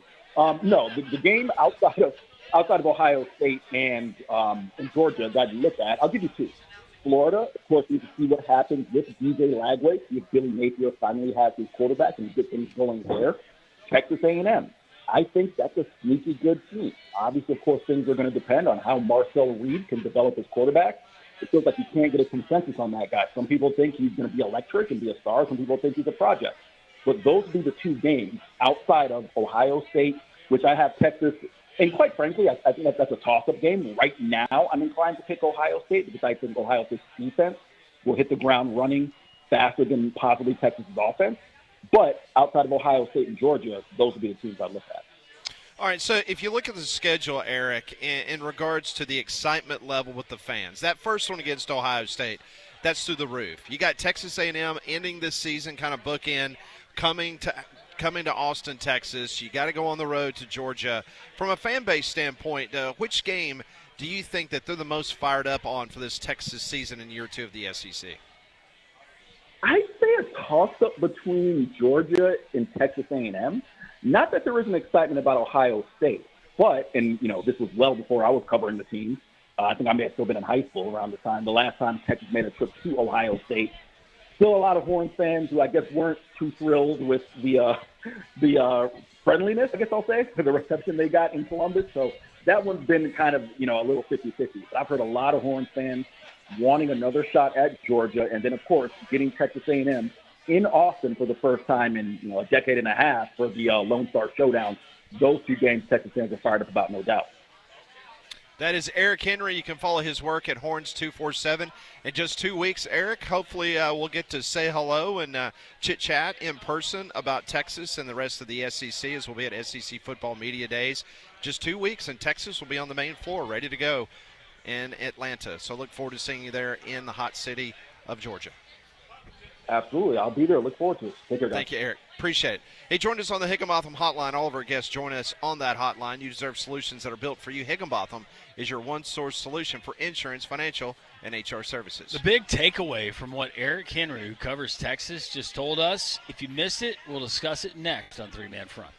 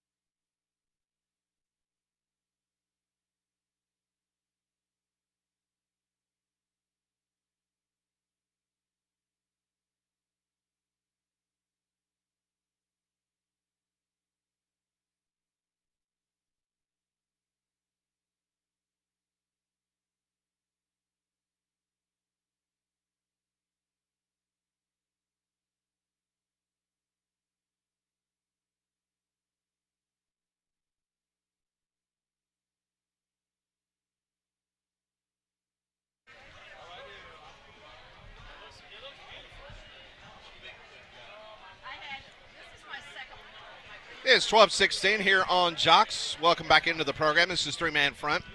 Great conversation with Eric Henry from Horns 247. Predicting 11 wins this year for the Texas Longhorns. That's probably where it's going to fall out in regards to the SEC media in a couple weeks when we vote. Yeah, certainly some big expectations for Texas, but interesting conversation saying he might not be surprised if it's 9-3, but that's the second person today. We had Mike Griffith saying the same thing about Georgia. Is 9-3. They seem to have a confidence that will get you into the playoff this year, where last year it did not. Yeah, my big question marks. It's not so much around Arch Manning, but it's some of those other position groups where you lost talented guys, and just thinking, all right, we're going to reload. It appears that the teams on your schedule are going to be better. If you want to take Florida, you can kind of go through their schedule. Opening up with Ohio State, that's not going to be easy. You still got Georgia, and you still got to slay that bear. And will Texas be able to do it? They're 0-2. So, I think that 10-2 is probably more realistic than 9-3. But the grind, do we see the injury bug start biting Texas like it bit them at running back last year? Well, and we've seen every year that Quinn Ewers was there, he never made it through an entire season without getting hurt. Right. So Arch Manning goes down. Who are we plugging in? You feel that good about your quarterback room? I don't know if they can say that, but Texas, this is not your Big 12. I know that they realize this by now, but yeah, that roster in the Big 12, you should absolutely go 11-1, 12-0. Absolutely. Well, the Alabama heat and humidity can be brutal, but you don't want to let it affect your home and family. So keep them comfortable with an affordable Trane cooling system. They've been recognized now as America's most trusted brand for 11 consecutive years, and that's why they're our official heating and cooling partner right here at Jox. Go find a comfort specialist near you today online at Trane.com. So, big announcement for the Birmingham Squadron. Yeah. Our friends down there.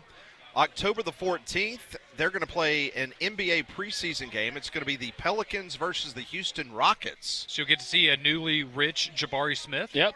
And Kevin Durant. Yep.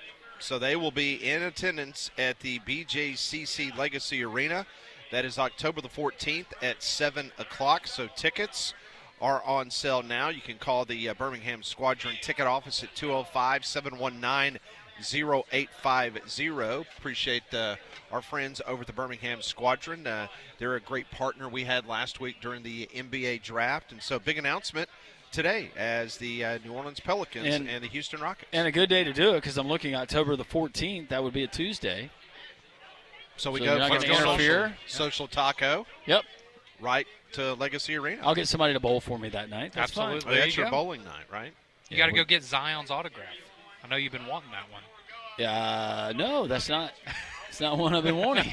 That's not one on your to-do list. No, I thought that was. Does he on still your have the to-get blown list. out shoe that he had at Duke? I'm sure. Now that would be a collector's item. I'm sure that's in a museum somewhere. Now, I'm sure that FSU Dave, I don't know if he can hear me or not, but there was a story that came out over the weekend that apparently Lee Corso's family was not happy with the decision by ESPN to make his final game the Ohio State game.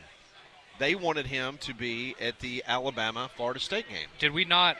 I had assumed that they had given him the choice, but maybe not.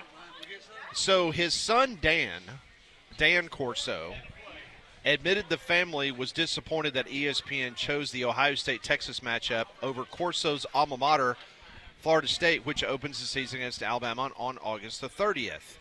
Quoting now an article from the Tallahassee Democrat, he was consistent with his love for FSU and the pageantry and tradition of college football, and on a weekly basis for 38 years reminded everyone that college football is a great form of entertainment. As a family of Seminoles, yes, it was disappointing, but at the same time, it will be fun to watch his last game day and headgear in Columbus, end of quote. Yeah, I mean, that's, again, I would have assumed that they would have gone up to Corso and said, hey, do you want to go? Because we know Ohio State, right, that was the first piece of headgear he ever wore was Brutus. But Florida State, with his connection there, it seemed like kind of a win-win scenario. So, unfortunate that the family's disappointed. I hope that Lee Corso isn't disappointed and that they, gave him that option. But it appears maybe they did not. And They wanted to go home, so that's unfortunate that they're not going to get to see Alabama whip some butt against Florida State. So during his Seminoles career there in Tallahassee, Lee Corso racked up 14 interceptions.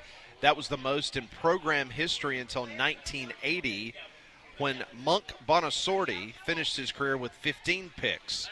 Corso was an honorable mention All-American by the Associated Press as a senior in 1956. He led the team in interceptions in 54, and he led the team in rushing and passing in 1956. How about that? Iron Man Lee Corso. Yeah. So, Lee Corso, interesting story from the weekend. You know what? Good Lord willing, though, we're going to get to send him off knowing that it's his final game. Absolutely. Well, and I would have hated for his alma mater to have to lose, his final game. That wouldn't have been very fair. You do wonder if maybe that was part of the consideration. I'm just throwing that out there. But who knows? Maybe that's not something that maybe that wasn't a problem for him. Maybe that's just the Alabama in me coming out, Landrum. Is that the family speaking for Lee Corso?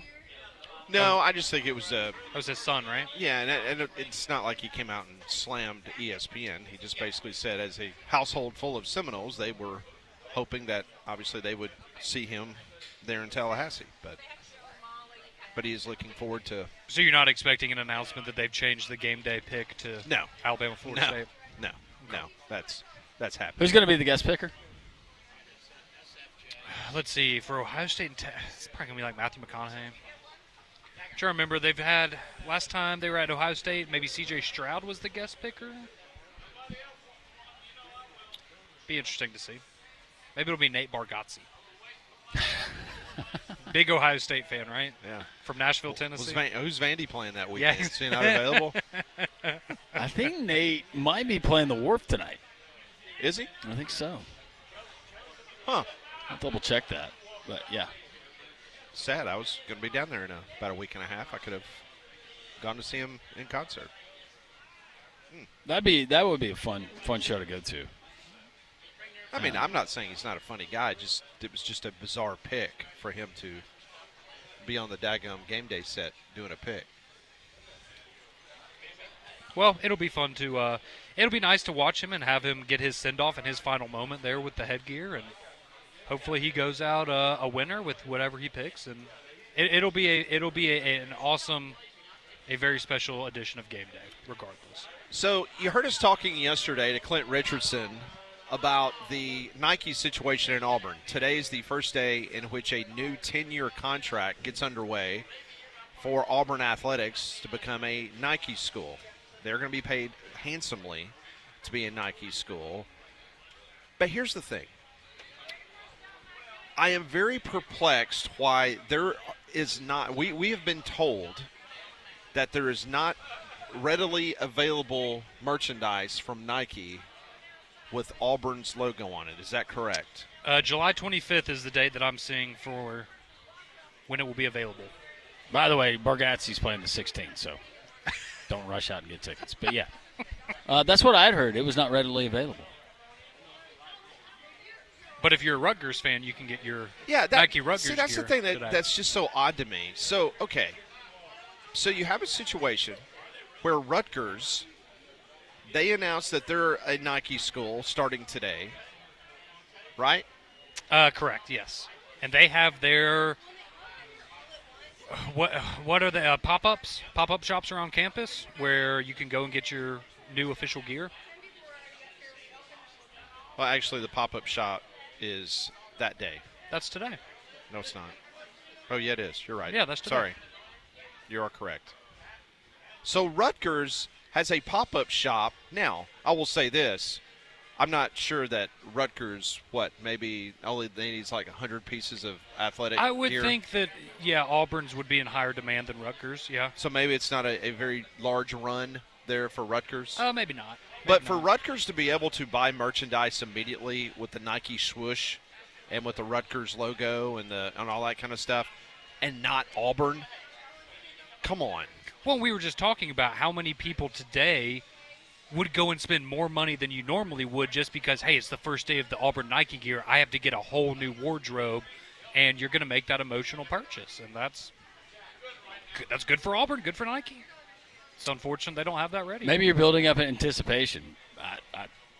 I think you've been building up anticipation for a year. I agree. I think it's a miss for whatever reason why they're doing. Auburn did a great job of putting out a promotional video, kind of a hype video. It was very well done, and people had on the Auburn Nike gear, but maybe. I was about to say, we talked about Hugh Freeze, his first day of school picture with his whole. I mean, he had all the gear on. Well, I mean, and this isn't a situation where this just came together like 2 months ago. No.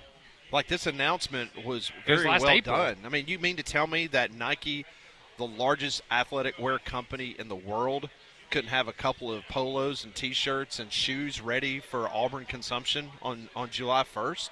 Seriously.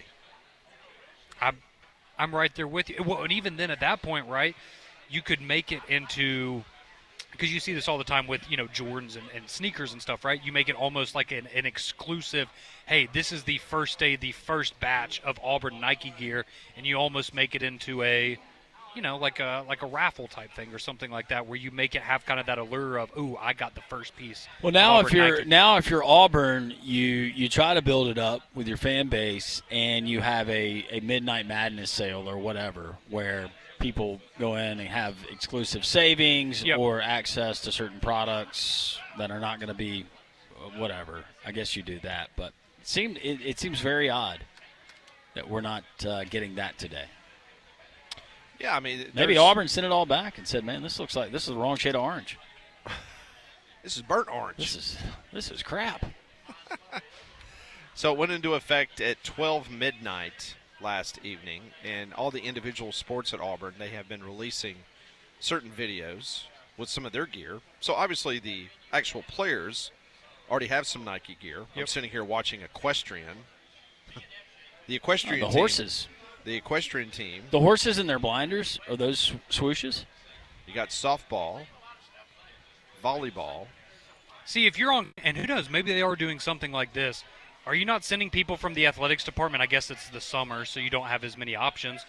I would be going around campus throwing out T-shirts to students, or, hey, come get your free Nike hat, whatever, is the first day. Give something like that. You know what's crazy is Seems watching easy. this and watching the Auburn Nike gear. It looks weird. Well, you're just not used to it. Yeah. How many schools could say that? I mean, your brain is so programmed for Under Armour. Well, it was Under Armour. Before that, you had Russell. It's a good look. I like the look with the Nike swoosh. It's, let's be honest. There's just certain brands that carry a little more weight with them, and that's one of them. Well, Auburn fans, you can patiently wait 21 days, and you will have access to Nike stuff as well. So 3 weeks, right? Yeah. Yeah, so after we get back from the SEC Media Days, then wait another week, and then you can buy your gear. It's wild. It is. More three-man front. We're live at Social Taco. We will open up the phone lines, 1-800-239-WJOX, the courtesy GMC text line, 205-834-9450.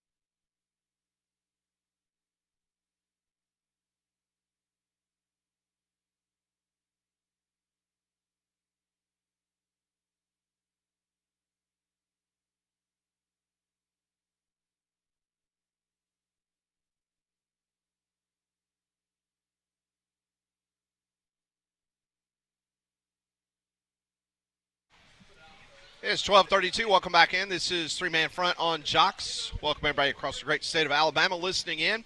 Take us along wherever you go, lake, beach, doesn't matter. Jox 94.5 app. You can also watch us on YouTube. To the phones we go, 1-800-239-WJOX. Let's go over to the great state of Mississippi. Talk to Miles. Hey, Miles, hope you're well.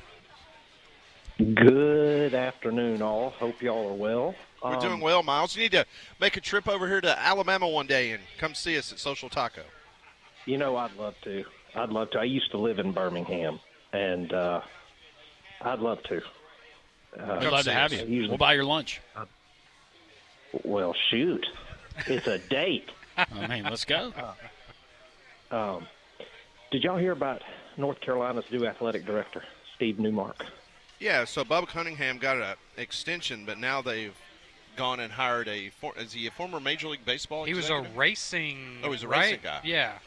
NASCAR, RFK Racing. That's it. He has a private equity history and all that. He has SEC history. He represented the SEC and I think some of their media deals. So there are ties there. So you wondering I wonder if the SEC wins are continuing to blow. I do know, I did hear this week also that in states of Virginia, they're about to add new members to their board, and it looks like you're going to be getting more SEC-friendly board members. So it looks like the SEC is laying the groundwork in those two states. Here's my question. I know the SEC, as y'all have shown, the SEC wants North Carolina and Virginia. Is ESPN going to make the SEC take Clemson and Florida State to grease the skids? Well, I mean, based on the fact that they got all their lawsuits straightened out, Miles, I think that's going to be put on the back burner for a while.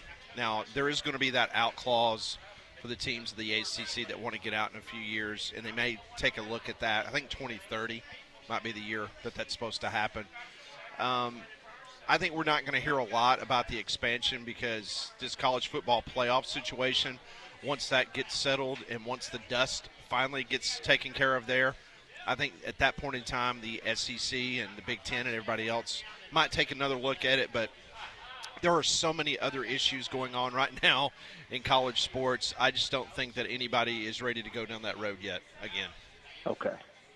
Okay, well, yesterday y'all were talking about moves the Braves could make. And by the way, for the good of all mankind, I think I need to say publicly that Ron Gatt was pulled off the base in 1991. Kent Herbeck, he should have gone to prison for that. Yep.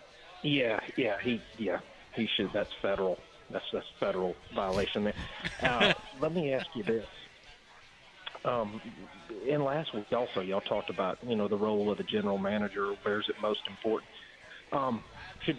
That makes me think about this. Should Billy Beane be in the Hall of Fame for what he did in Oakland?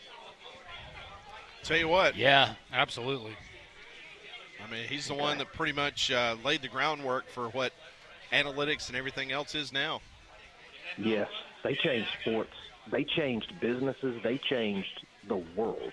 He and Paul DePodesta, who Joe Nixon played. Yeah, in the Yale grad. Just changed the name. Yeah, yep. Just changed the name. Maybe he should be in there too. But he's changed the way I view sports. I mean, he's probably why we have people like Dave Bartu at College Football Matrix and all those folks. But y'all, I appreciate your time. Have a good one, okay? Hey, thanks, Miles. Miles, come and see us. Yeah, always great to hear from you. You got it. Miles, listening on the Jox 94.5 app. Always appreciate that. To the text line we go, brought to you by Courtesy GMC and Trustful. Yes, this one coming from Mobile, Alabama. We appreciate our friends there in Mobile, listening on Jox Mobile 104.1 and also AM 660. This one reads, you guys are doing God's work by bringing great sports talk to the airwaves of Mobile. I realized long ago sports radio wasn't being taken seriously here. If you ever listen to it, you know what I'm saying. Luckily, I've been listening to you guys on the Jox app for years now and will continue to do so. Thank you guys. Real sports radio is back in Mobtown. Someone asking, does the new station in Mobile reach Gulf Shores. Now, Pat, you're going to have to put on your engineering cap here. 100,000 watts. It's 98,000 watts. That's where it's listed. That's roughly, with clear terrain, you don't have very much. You don't have a whole lot of hills down there. No. Not the mountains like we deal with here in central Alabama. On a clear day, I would think that you would be able to reach Gulf Shores, but I don't know. Appreciate the text. We will try. Or if you're just happen to be listening to us in Mobile, send us a text 205-834-9450, or I should say in Gulf Shores. I was about to say, I'll hop in the car, let you guys know in about 4 hours if I can hear Paul. Yeah. Pat will be down there next week. That's right. I At will the be there. Mike Griffith Mansion. Yeah. Do you think last week he didn't join us because he was installing like cameras? Well, I thought Pat made special requests. He's for doing his amenities. inventory. Mike, I guarantee you, Conrad, Mike was doing an inventory list. Absolutely. Just in case Pat wanted to pull a fast one on him. I don't know, Mr. Smith. There were 7 rolls of toilet paper when before you got here. Now there's none. Hopefully Mike, unlike some of the places that I've stayed, you go and they outfit the kitchen. And, there's just certain things you're not going to bring, right? You're not going to bring your cheese grater. No. I went so when my friend got married back in May, we went and got we stayed at a place in Florence where he got married, and that was the nicest in terms of accommodations by the Airbnb owners. They had snacks, they had soap, they had toiletries, all these different individual things out for every guest. It was very nice. Pat, you just pulled up the map. Wow. Big stick. Explain what we're looking at here, the coverage map for our friends down in Mobile. Well, on a very good day, you're going to go all the way over to just on a normal day, you're going to go over to Pascagoula, well east of Pensacola, and then if the atmosphere is just right, we're talking about going probably all the way in Destin and all the way over to Gulfport, Mississippi. So I'm talking about. Wow. And You know how many 5-stars are listening to us right now? Absolutely. I mean, that looks like you could be on a boat in the Gulf of America and potentially hear Jox. You can. If you're in the right spot. Mm-hmm. We used to have in the old days of Feinbaum, of course, we were on an AM radio station, and it was 5,000 watts, and we would go directional. We would not power down. So we were not broadcasting 360 degrees. We'd be going 180 south. We would have people on oil rigs in the Gulf of Mexico call the show. That's incredible. Yes. And Wow. this was before the internet. This was just basically the way that it was bouncing off the contoured nature of the landscape, Yeah. and hitting into the Gulf of Mexico. It just hit it perfectly Yep. where you had that range. Yep. That's awesome. Yep. So Technology's cool. Back to Auburn and Nike. No apparel being done for the fans to purchase right now. Posey says it's the Chinese fault. is it tariff related? Said they couldn't get the order done in time. Yeah. Well, I guess Rutgers was just on their P's and Q's. Going back to the BYU quarterback, I guess almost former BYU quarterback situation, Jody says, I don't realize the surprise at other schools looking at Jake Retzlaff. There are no criminal charges. The civil suit was dropped, not settled. Is this not still America where you're innocent until proven guilty? Only thing he's guilty of is breaking a religious school's honor code, which is not transferable to other schools, even the religious ones, i.e. why Notre Dame apparently has a lot of interest. Yeah. Let's go back to the phones, 1-800-239-WJOX. Matthew wants to talk about the Auburn Nike situation. Hey, Matthew. Hey, how's it going, guys? Good, Matthew. How are you? I'm doing good, just hanging out. But I do know that Auburn Dick's Sporting Goods does have Nike Auburn apparel. The Birmingham area, not quite yet, but I know Auburn Dick's Sporting Goods does have some. Okay. That's a good sign. Thank you for that. That is a good sign. Maybe Nike was like, okay, we might not have it being able to be on campus or pop-up stores, but we can go to one of our largest suppliers. I know which is the Dick's Auburn Sporting Goods. team store on campus didn't have it, and I think that's where a lot of people were expecting to be able to go today to get it. Gotcha. But that's all I got for you guys.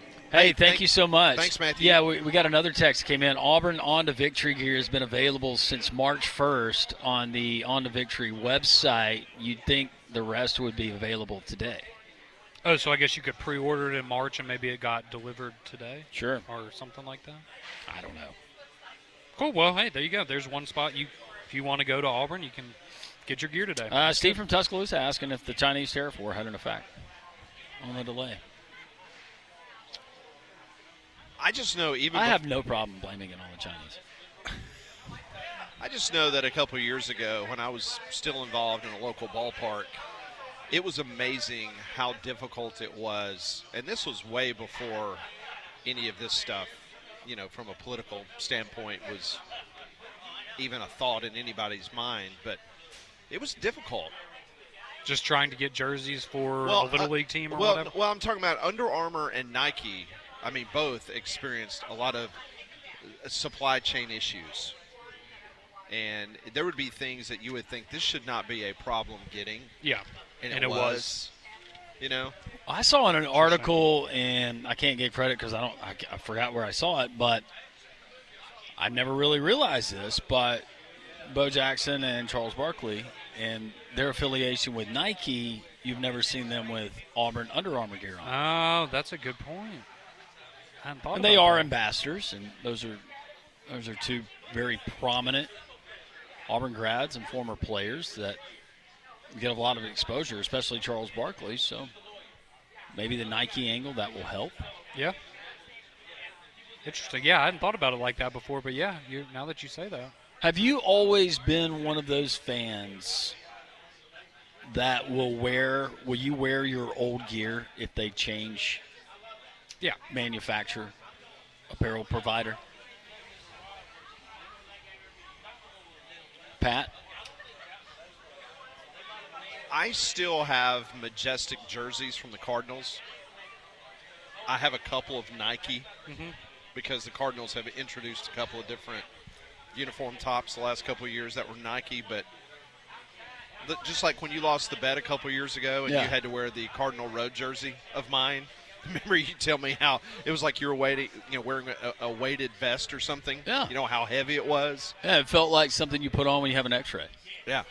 I mean, it literally was – that was the old school Majestic, before Nike and the lighter fabrics came into existence. So, and not to mention the fact that, unfortunately, baseball jerseys are so – I mean, they're as much as a football helmet. I will wear previous manufacturer stuff because it was once the official team gear. Yes. But I will not. You don't want the off-brand stuff. Well, yeah. Well, you say off-brand, off athletic gear. Now, if it's Travis Matthew or Peter Millar, completely something different like that, yes, totally completely different category, different. doesn't count. It's not applicable. No, a lot of that stuff's in some cases preferable for people. But yeah, no, I'm right there with you. We will continue with your text messages, your calls as well. Come on up and see us. We'll be here for another hour and 15 minutes. The cake has already been devoured. We had a red velvet cake that so good. That BB was able to disperse amongst the group. Look what she brought me because I don't. That's right. You got homemade spaghetti sauce. That's a liquid red velvet cake. Woo! Got a big old mason jar. I can't wait. I know this is delicious. BB's such a sweetheart. Absolutely. Appreciate BB and Don, all the great fans and listeners of Jox 94.5 coming by and seeing us. We're live. Come on by. Another hour and 15 minutes. This is Jox.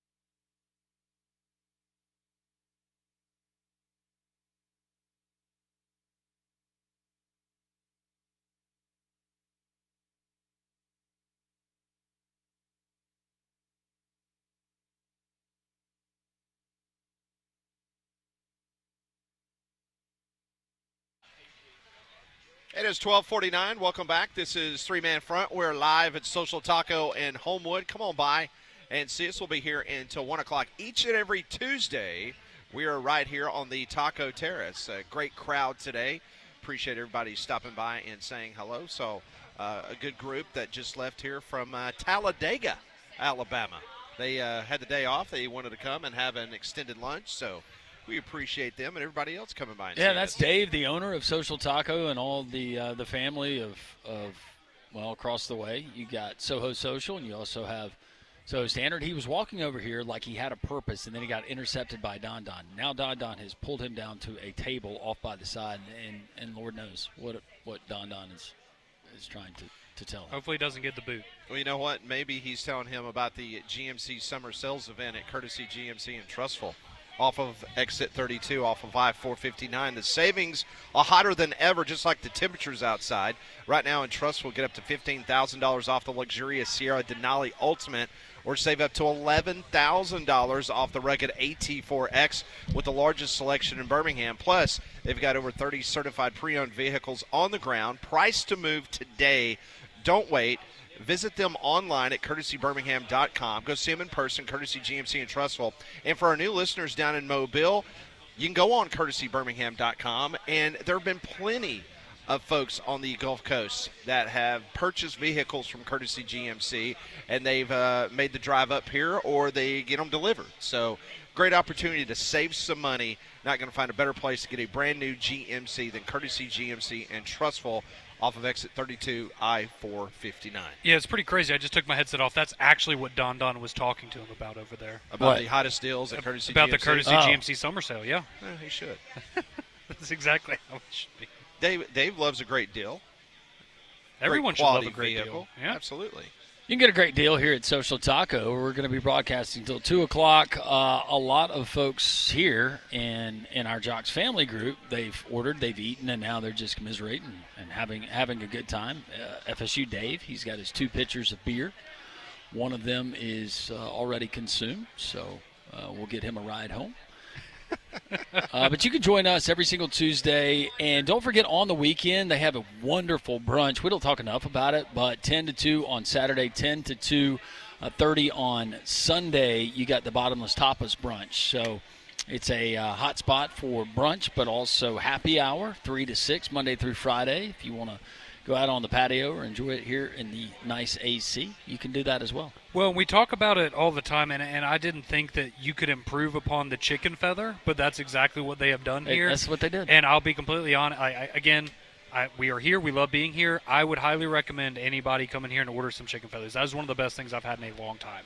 It is outstanding. That new recipe is incredible. Yeah, the seasoning and something about the crunch with it. I could eat 20 of those in 5 minutes. Yeah. It is outstanding. Well, it appears that if you wanted to spend Christmas Day with Laura Rutledge or Mina Kimes, that is not going to be possible this year because they have families. ESPN talent will not be available to be on Netflix for their NFL coverage. If you remember last year, Laura Rutledge and Mina Kimes, they were both involved in the NFL coverage. Also, some Fox talent was also involved. They will not be allowed to be a part of the Netflix broadcast this year, so it appears they're going to have to rely solely on CBS or NFL Network talent. Not really sure why ESPN and Fox has decided not to help Netflix out, but it is a no-go. RG3, he was on it, right? He was. Mm-hmm. Do we get Beyonce? You loved that Beyonce halftime show. Yeah, and it's generally not my thing. But it was a pleasant surprise later in the day when I'm watching the NFL, and we get like a mini concert from Beyonce. I'm sure you'll have something like that.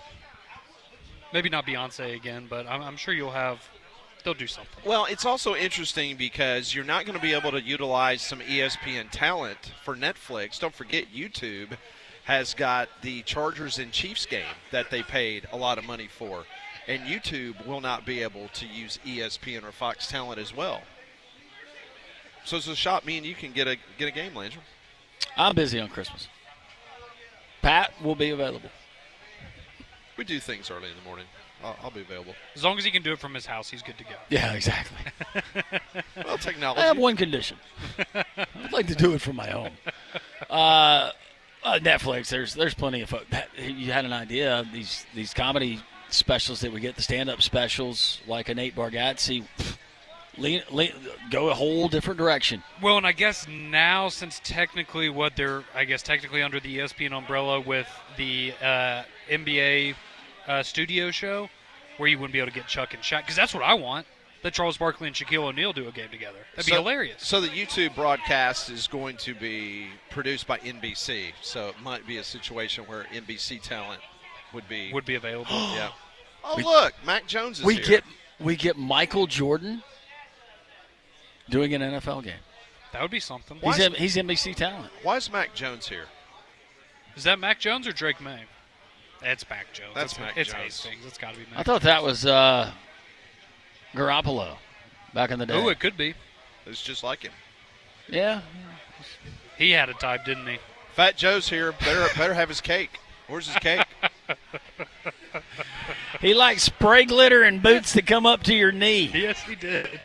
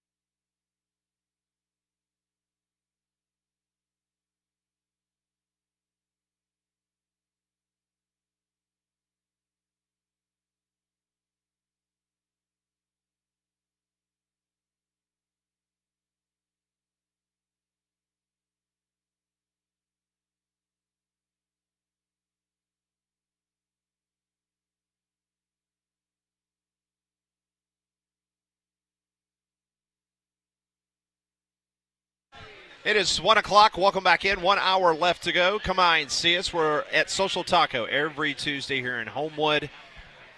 For those brand new listeners in Mobile, Alabama, find yourself here in the Birmingham metropolitan area. Come on by and see us every Tuesday from 10 to 2 right here at Social Taco in the Soho district of Homewood. Earlier today I should say, it's tonight, later this evening, it will be the Atlanta Braves taking on the Angels of Los Angeles. That game will be first pitch a little bit after 6 o'clock as Fuentes, the rookie, goes for the Braves. It is Bobby Bonilla Day. $1.1 million being given to Bobby Bonilla in his direct deposit account and his checking account, thanks to the New York Mets. $500,000 from the Baltimore Orioles, so not a bad payday. Not at all. $1.6 million every July 1st. Today's the first day in which Auburn Athletics will be wearing Nike gear. But if you're in the market for some Auburn Nike gear, it might take you a couple weeks, Conrad, as it's anticipated that it's going to be a while before fans can get their hands on the Auburn Nike gear. That is correct. So we did have a caller say that if you are in the Auburn area, the Dick's Sporting Goods apparently already has some Auburn Nike gear. But I know the team store there on campus, as well as a lot of other locations, going to have to wait until July 25th to officially be able to get it widespread. So a big day for Auburn Athletics gear, but if you are having trouble finding some, that is why. You're trying to generate some excitement, some buzz, but I think everybody's pretty well-versed on Nike, so maybe it feels like, whatever the reason, feels like you missed an opportunity on the launch day, but who knows? Maybe it's the plan all along, Landrum. This is a long play. What's your favorite thing that Nike makes? Is it the shoes? I'm a big fan of their they're not sweatpants, like the joggers pants. Yeah. Big fan of those. Those are wonderful.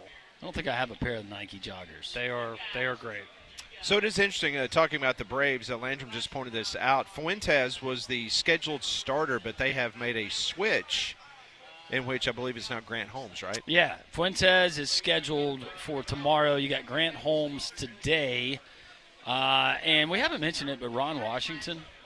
And it's just a sad situation. Prayers for Wash and with his family, but he's going to miss the remainder of the season with an unspecified medical condition. But not good news, especially, and I know that Braves fans would have gladly welcomed him back and given him a standing ovation when the lineup cards were traded. No doubt. So the college football bowl projections, Brett McMurphy from On3 Sports, got to get used to saying that. It's not part of the Action Network anymore. He made the jump to On3 yesterday. He has come out with his first bowl projections of the year. He has the Alabama Crimson Tide in the college football playoff as a 7 seed against Miami. They would then go on. That's so perfect. To beat Miami, and they would play Penn State in the Rose Bowl. Penn State would be a 2 seed, Bama a 7 seed. And so they've got Penn State, according to Brett McMurphy, beating Alabama. They would play in the Peach Bowl in the semifinal game against the Georgia Bulldogs, and Georgia would beat Penn State, and then Georgia would meet Ohio State for the national championship. And Georgia Bulldogs, a team that Conrad predicted this morning on the Damian Mitchell Show, that Georgia would miss the college football playoff this year. That's right. So me and Brett are obviously on very opposite ends of the spectrum. So what information do you have that Brett McMurphy doesn't have? I can't reveal that information, Pat. I will say this, and tell me if I'm wrong. I felt like Mike Griffith pushed back more on me saying Brian Kelly might be on the hot seat than he did about Georgia missing the playoff this year, or being 9-3. I think a lot of people, when we get to Atlanta, if you take a look at the entirety of the SEC schedule from every team, you're going to have a lot of people really, honestly, saying that maybe a 10-2 record is going to be your SEC champion. Yeah. And a lot of teams are going to be sitting there at 9-3. Yep. I think it's possible. Let's go back to what Eric Henry told us from Horns 247. He said 10-2, 9-3. For Texas. He said he thinks it's potentially 11-1. But let's say they lose their opener to Ohio State by a field goal. They lose the game in Athens by a field goal. They lose the game at the end of the season to Texas A&M by a field goal, so under one 6 score game, points. whatever. Right. Are you keeping that Texas team out of the college football playoff? Not even knowing anybody else, the resume they built. Are you keeping them out? That's going to be tough unless one of those teams we just talked about beating them, ends up not being very good. Yeah, if Texas A&M's that team that lays the dud. Yeah. But you've got Ohio State that was assumed that they're going to be your top seed. Well, I think it's a fair question. Georgia team? Last year, let's take Alabama, for example. Let's say that loss isn't to Oklahoma, it's to, LSU, right? Is Alabama in the college football playoff because of the way that looks optically? But I think it's an interesting question. But both Mike and Eric Henry both seem to allude to the idea of 9-3 should be good enough to get in the playoff this year. It wasn't last year, but a lot of people may be thinking that this year it will be. And you're going to do it when the resume, you're comparing that 9-3, hypothetical 9-3 Texas team to a 9-3 Illinois?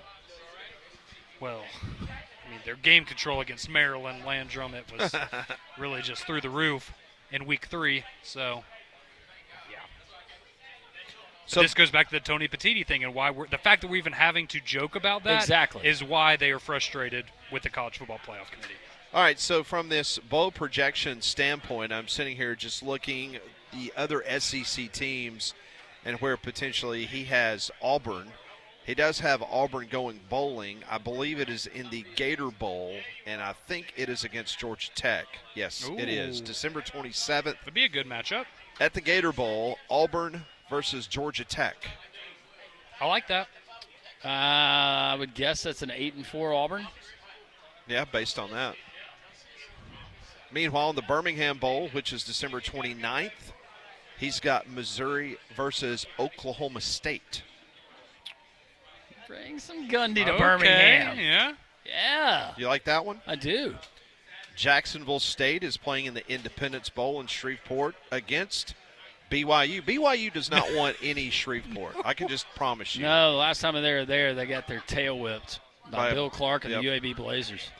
Good news, Molly. Nebraska is headed to the Las Vegas Bowl against Washington. Ooh. That'll be a fun trip for you. It's a double Big Ten Bowl. I mean, that is a double Big Ten, yeah. That would be great. And I know you probably don't know it off the top of your head. Does Washington and Nebraska play this year in the regular Yes. season? They do, don't they? I think they do. Yeah. Yeah. Wow. I think this will be a rematch. Because like I said, the Big Ten, it's not a total flip like the SEC. It's Okay. different.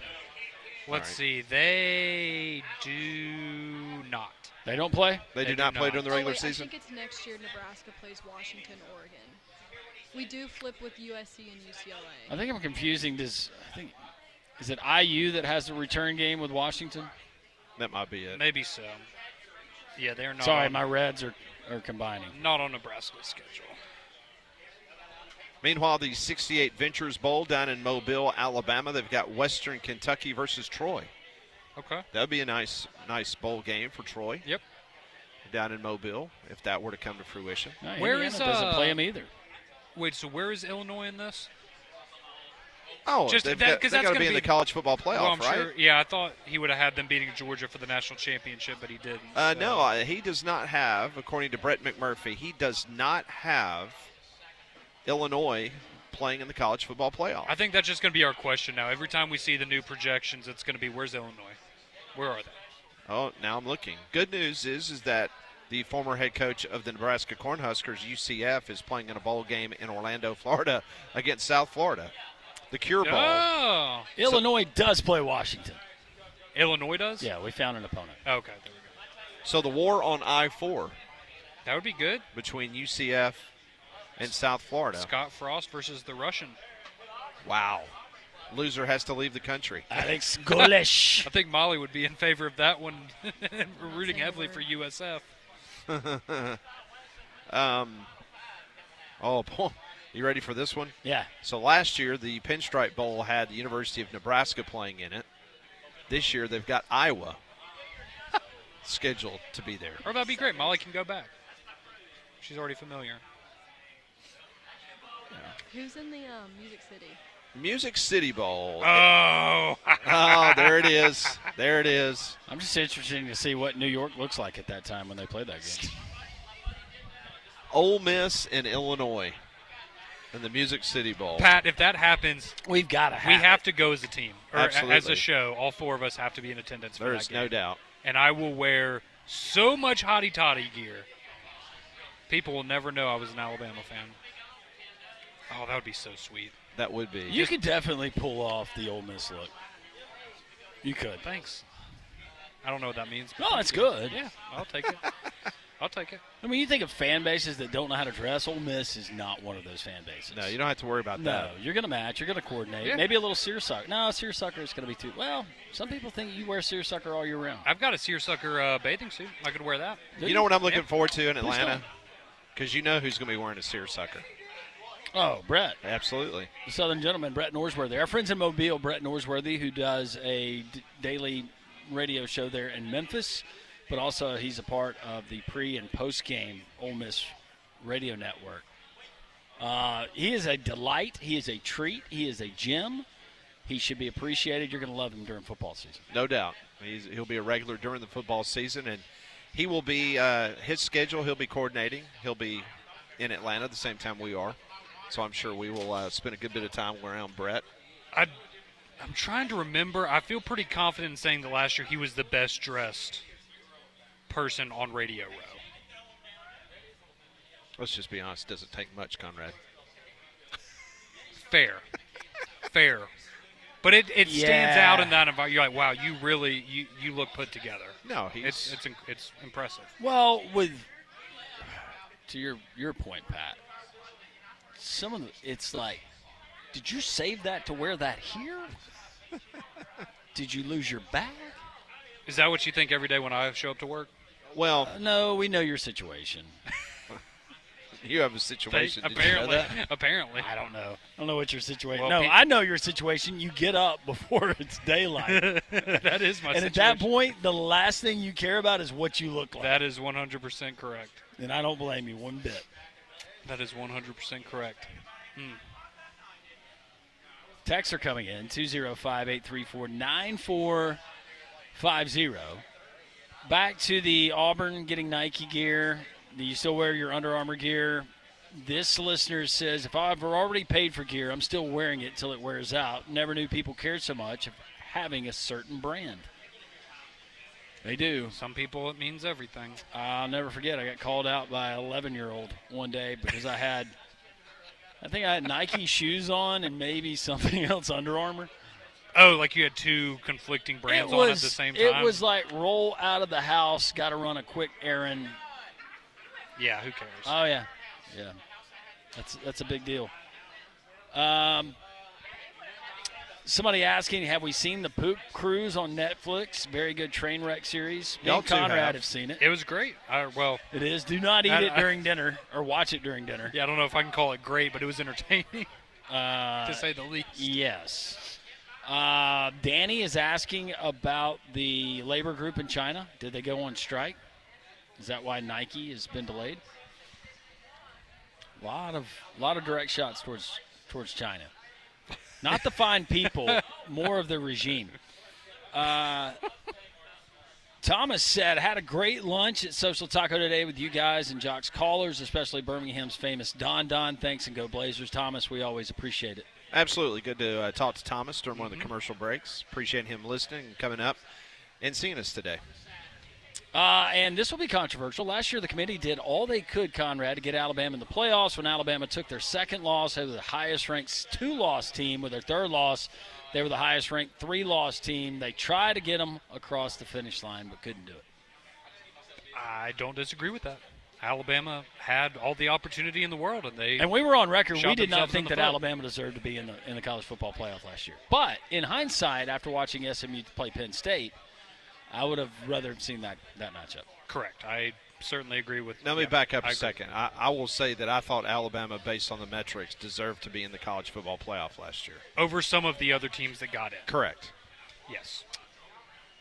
Huge Packers fan here in Alabama. Wore my Eddie Lacy jersey to Lambeau and got yelled at saying, he doesn't play here anymore. Oh. Well, that's all right. I guess they weren't happy with how his career ended there in Green Bay. We went to our trip to Lambeau, and we went into the team store, and it was a old Matthews jersey. Oh, Clay Matthews jersey? Yeah. They discount everything. So you get, You get a normal jersey that would be $150. Got it for like $25. Gave it to somebody for Christmas, and they were Really? appreciative. Yeah. That's awesome. Very nice. Somebody saying No Surprise Poop Cruise is over-dramatized by Netflix. I don't know. Based on what I saw. Yeah, I don't know. Some of those stories, I would have been they did have a reacting the power same way. failure. They were at sea without things for how many days was it? It was like 4 or 5 days, It was right? awful. Because they were originally they thought they were going to get saved, but then they were too far away from Mexico. And so then because I didn't realize that when the poop cruise came back, it actually boarded in Mobile. That's where it came back to. Yeah. I didn't realize that before I watched the documentary. So, Conrad, for $10,000. No. I'm not going on the poop cruise. That looked they're Oh, it's terrible. They're walking in. Yes, like other people's waste. Yeah, no. Not doing that for $10,000. $20,000. No, see, because I feel like you could. I feel like I'm getting closer. You are, yeah. But as the higher it goes, the closer we're getting. All right, we will take more of your texts, your phone calls. We'll do Pat Ponders a little bit later in the program. This is Three-Man Front on Jox.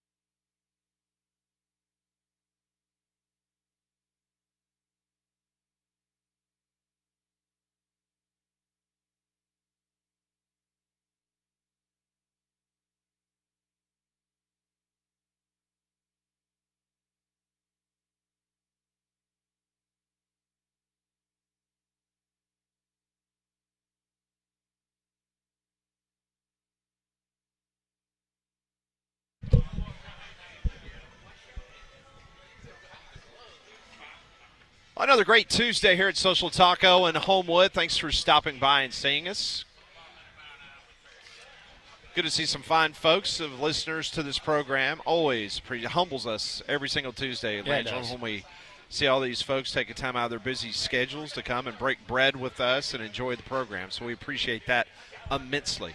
Yes, and I certainly appreciate it, and a lot of our Jox listeners appreciate our friends at Mandu in downtown Homewood. Mandu is electrical muscle stimulation fitness, boutique fitness, if you will.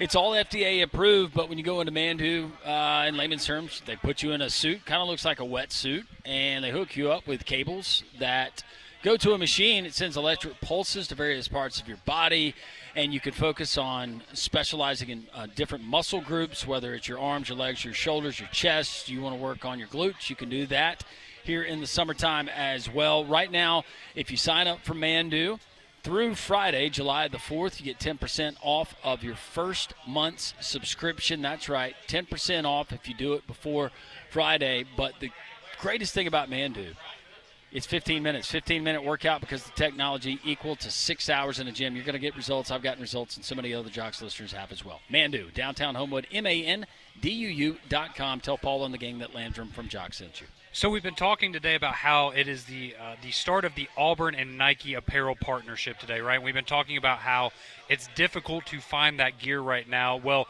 this comes from Auburn. They say that over the next couple of weeks, merchandise is going to begin rolling out to stores across the country, and the full launch will be on July 25th. So there is some hope if you're one of the people out there that can't find Auburn Nike gear today, that maybe before July 25th, just keep checking in at your local stores intermittently, and they will start having those items in stock before July 25th. And we had a texter text in earlier and say the Dick's Sporting Goods in Auburn. Yes, they have some right already now. had some Nike gear. Correct. So if you're in the market, I got for Nike that. golf shoes, and I like I got two different kinds of Nike golf shoes. That's I what like I the have. Nike golf shoes. Yeah, they're very good. They don't make clubs anymore. The three-man front Twitter poll question of the day: what's your absolute must grill food for the 4th of July celebration? We gave you 4 options: barbecue, hamburgers, hot dogs, or other. And it's been a close race, but right now hamburgers, 38%, barbecue at 33%, hot dogs around 22%, and other is 7%. Does that surprise you on the barbecue? Well, okay, so this is what I was going to say. You got a theory? This is what I was going to say. For me, I view the hot dogs as that is the iconic 4th of July food, right? Like, it's not 4th of July without a hot dog. But that's not my favorite. You get in the sense of, if it's 4th of July, I feel like I have to have a hot dog, but I'd rather have a hamburger or barbecue. Okay. I was going to go to the theory that Joey Chestnut and the fine folks at ESPN have ruined it for everybody by watching that. That is fair. So what is your go-to? It's usually barbecue. Now, I would cook it, but now I'm wasting a lot of food. I try to find people to give it away. Do Boston butt or what? Yeah, Boston butt, ribs. I've done everything in the past, but this year I might just go burger. There was one Can't go wrong year with burger. you brought us barbecue up, and it was outstanding. Yeah. I forgot what year that was. It was 4th of July, around that time. And had some of Gringo's smoked mac and cheese, I think. Oh, Ooh. yes. Yep, that's exactly. Yep. I was about to say, if I got my choice, if I can have some brisket on 4th of July, I'm a happy guy. Yeah, and I the process of doing it right, and I'll still do it, but this year I think we'll go something easy. Go with a really, really good burger. Maybe I'll get fancy and go Wagyu. Ooh, that would. Nah, probably won't. Now you're talking. No. It's the 4th of July. I know it is. It's patriotic. That is. Writing things. Yeah, just trying to communicate. Yep.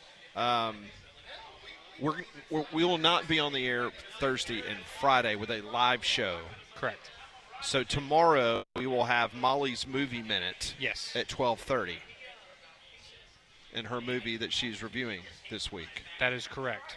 And it's not. No, Gremlins was last week, right? Yeah, that was the week Gremlins before. was last week. This one's the Lost Boys. The Lost Boys. That's right, because it was all the bad movies this week. Or, well, what I thought were bad movies. At least I know some people enjoy them. So, yeah, Lost Boys tomorrow. Are you excited, Molly? No. At least she's honest. That's a great Just answer because right based there. on the reaction. I still haven't seen it yet. I'm going to watch it tonight. I do know people, I will say this, I'm not making this up. I do know people that genuinely enjoy that movie. Like they think it's a good movie. Yeah. I do too. I mean, it's not a complete stinker. No, there no, were no, some no. other ones that was on the list that were complete stinkers. Was it in orbit? Oh yeah, I mean we're talking like 2% on Rotten Tomatoes kind of movies, like the worst of the worst. But The Lost Boys is not that. Let me ask you a question, Molly, and I know it's difficult for you to talk right now, so it won't be a elongated answer. But have you ever seen a movie during this series the last 2 years that it was so bad that you did not finish the movie? Or No. have you watched every single movie every single second? I've watched all of them. Okay. So should that be the goal now? Is we find a movie so bad that you can't even finish it? I don't think so. I think Molly's the personality that she will absolutely persevere through the badness, and she will watch it. Especially for this, I will. Like, I would never come into one of these, like, Friday Molly movie minutes without watching the whole thing. I feel like I'd be doing a disservice. That's right. That's dedication. It's a great answer. I gotta watch it all. And I How give my long honest is review. How long is the movie? Like an hour and a half? I don't feel it's too long. Have you ever seen JFK, Molly? No. Okay. Yeah. It is. Oh, it's only an hour and 35 minutes. Oh yeah. That's nothing. Now it's an hour and 35 minutes you'll never get back, but it is an hour and 35 minutes. You know, of all the things in that JFK movie, all the things, the one, and that's why Pat brings it up, is there's that there's that one disturbing scene. Is that Kevin Costner? Yeah, he played That's Garrison, the attorney that brought the. okay. Was it Kevin Bacon? Yeah, and That was in the gold paint? And what's his name? Joe Pesci. Oh yeah, Joe Pesci. Oh, that's right. Oh man, that movie has a great. You got Tommy Lee Jones, Gary Oldman, Kevin Costner, John Candy. It's a stacked cast. It's an Oliver Stone movie. Is it terrible? That's good review. No, it's just one scene. There's there's some people that might like it. Like Pulp Fiction. No, I want to say it's more tastefully done. There's gold paint involved. They fancied it up with the gold paint. Okay. Yeah, Pat's got questions, Mobile, Alabama. We do it every single day. Coming up next, Pat ponders. We have no idea the questions he's going to ask. We try to answer them honestly. Three-man front continues on Jox.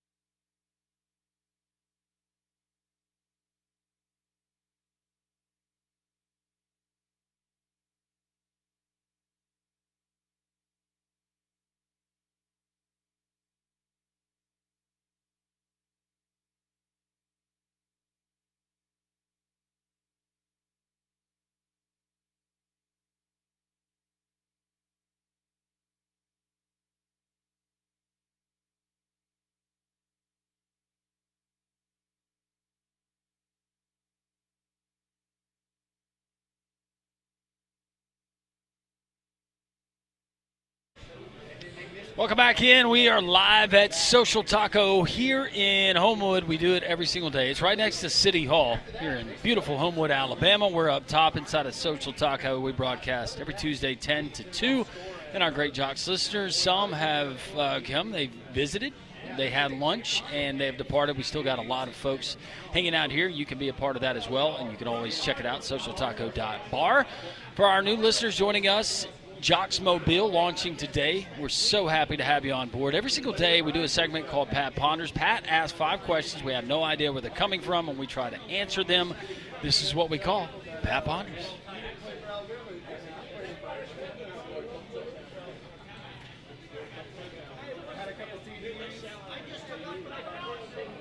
Brought to you each and every day by Courtesy GMC and Trussville. Get by and see them off of I-459 exit 32, or visit their online inventory at courtesybirmingham.com. Now, we have a Pat Ponders poll question today on our Twitter page, but I wanted to ask you guys individually, what is your go-to 4th of July food? It could be anything. Doesn't have to be just on the grill, but anything. What is your go-to 4th of July food?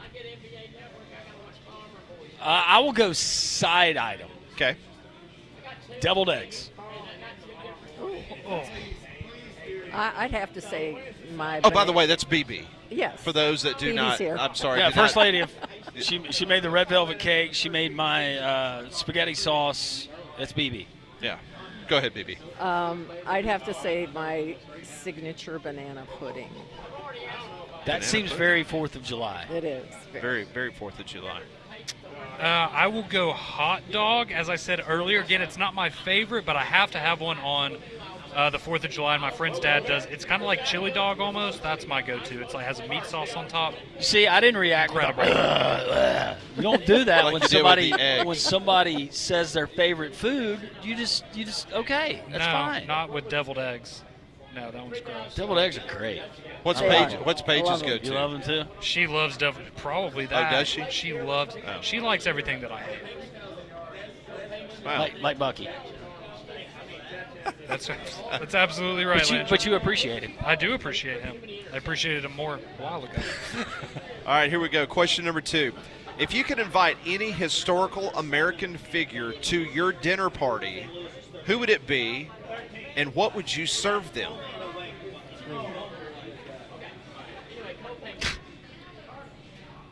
I am inviting President Donald J. Trump, and I'm gonna pick up as much Mickey D's, Domino's. What else is it? What are the other fast food? I think they had Taco Bell. Taco Bell. I think that was one of them. Yep, and that's what we're gonna have. We're gonna get out the nice china. We'll get out the Charger. We'll put it there. But yep, we're gonna have a get together with our president. Do we consider him historical since he's currently president? Well, he's already president once. Yes. That's true. Good point. That's true. Something tells me the history will remember him. Yes. You think? Go ahead. Oh, you I'm want me to still go thinking. first? Okay, sorry. Does it have to be political or any historical figure you said? Any historical figure. Give me a barbecue with General Pat. That's a good one. Give me a barbecue with General Pat. Give him some good old brisket. I think his Jeep was called War Eagle. I'll make an exception for him. Okay. He did some great things for our country. That's fine. Any historical figure. Doesn't have to be politics or anything. No. I would love to have Ayn Rand over for a conversation. Okay. She wrote Atlas Shrugged. I read that book when I was in high school. I've read it 3 times. I read it once a year. Didn't understand a word of it. I probably would serve her finger food. Okay. Yeah. All right. That's a cool answer. Like sandwiches with the crust cut off. Yeah, little. Yeah. Very foo-foo. Foo-foo. Maybe and get fresh fruit. Maybe some pedophores. Fresh fruit, and then we've definitely, I don't drink anymore, but I think if she was at my house, I would have a Tito's martini. There you go. That's awesome. I have some questions for you. That's fascinating to me. Okay. All right, question number 3. Have you personally ever had a fireworks mishap or seen one that became legendary? Yeah, well, I'm talking about in person. yeah. Oh, not put it in reverse, Terry? When I had my place at the lake, put on a fireworks display, and, yeah, about the third set, there was – these were the artillery things. Yeah, one, I was worried I was going to catch the woods on fire. They came back a little bit more than the box had actually said that they would. Everything was good, but I tell you, New Year's Eve night, college football playoff, Alabama's playing Michigan State, and Gringo can attest to it. This big artillery shell like you would see at a professional show. But where we live, it's kind of, you're surrounded by hills, so there's really nowhere for the sound to go. It was the loudest boom ever, and then immediately paramedic starts coming down, and they're checking on the people on adjacent street. I thought I killed somebody with a heart attack. Oh, my goodness. I still don't know if it was related, but the person didn't die. But, yeah, That's good. Never do that again. So I had, this would have been New Year's 2013 going into 2014, and, well, sorry, Mom, that was the first time I ever had alcohol before in my life. Oh. And so me and some buddies, we were at his house, and we had some fireworks. One buddy had too much to drink, passed out, and so we got the bright idea, let's set a firework off next to him. How old were you? 18? 17. You know what? The fact that it took you 17 years to try alcohol, that's pretty good. Thank you. I appreciate that. I'm sure my mom doesn't feel the same, but thank you. But, yeah, no, one of my buddies, he fell asleep, and he was the first one to sleep, so we lit a firework, and it was one of those big ones right next to him, and Buddy missed the holder that it goes in to shoot off, and it blew up right next to him. Fortunately, didn't lose any, fingers or anything, but he had burns all over him. It was not good. Not good. I thought you were going to say the old Roman candle prank. No. That's what Pat was thinking. No. By the way, that's not a prank. That's a crime. Yeah, it is a crime. Where my husband and I lived when we first moved to Alabama was off of 119, and it was that we had this giant hill behind us, but we were surrounded by trees, and it was actually in front of where Greystone Legacy is right now. And I love 4th of July. It's one of our favorite holidays, and we always did it up big with the fireworks. And we had a nice deck on the back, and my husband would screw those bottle rocket launchers into the top of the deck and aim them out this way. And we just went through a whole battery of those, and we set our hill on fire. Oh, my goodness. Hey. So it was a mad scramble to grab the garden hose and get out there and put our fire out before the Jefferson They County. still have the Dixie Whistlers? I'm sure they do. Because that was the name of the bottle rocket growing up. Dixie The Whistlers. really high-pitched ones? It turned out to be a wonderful display. We like the Well, ones there that you fire them and they go underwater. Yeah. Oh, I've never used those. Yeah. All right, next question. If you had to dress up as a symbol of America, would you choose a bald eagle, Uncle Sam, or a hot dog? And why? Uncle Sam. Because I don't want to dress up like a hot dog, first of all. Bald eagle, that would be tough to pull off, and then you're talking about feathers and wings. Uncle Sam, man. You could macho that thing up. I actually did dress up as a hot dog once. When I was on a bowling league, we would dress up for Halloween, and I made my own hot dog costume. I had a big bun that came around my back, and I had onions stuck on it. There were little cotton balls and stuff, and it was kind of fun. But you didn't mention who I would be. I would dress up as Wonder Woman. Wonder Woman? Okay. That's a good one. Or the Statue of Liberty. Yeah. How about you there, Connie? I, too, have worn a hot dog costume before. I don't want to hear about this. And I had to go and ask people to ask me about my, Your costume? Correct. Was this a couple's outfit, or was this just you? It was just me. You lost a bet, I assume? Yeah, and it was to be funny. in high school. Are we sure it was a hot dog? Yes. Yes. Or did you get it from the store off of 31? Got it in P-Town, actually. Yeah. There you go. Yeah. But no, I would choose Uncle Sam. But yeah, I have worn a hot dog costume before. All right, next question. What's your favorite patriotic song to belt out, even if you're totally off key? Oh, God bless America. All the way. Yep. Lee Greenwood.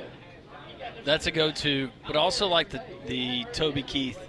Courtesy of the red, white, and blue. Yeah. Oh yeah. That gets me fired up every time. That's the one that makes me want to run through a brick wall. Yep. Now there's the one some you that just sing? make me really, really sad. Like if you're reading this,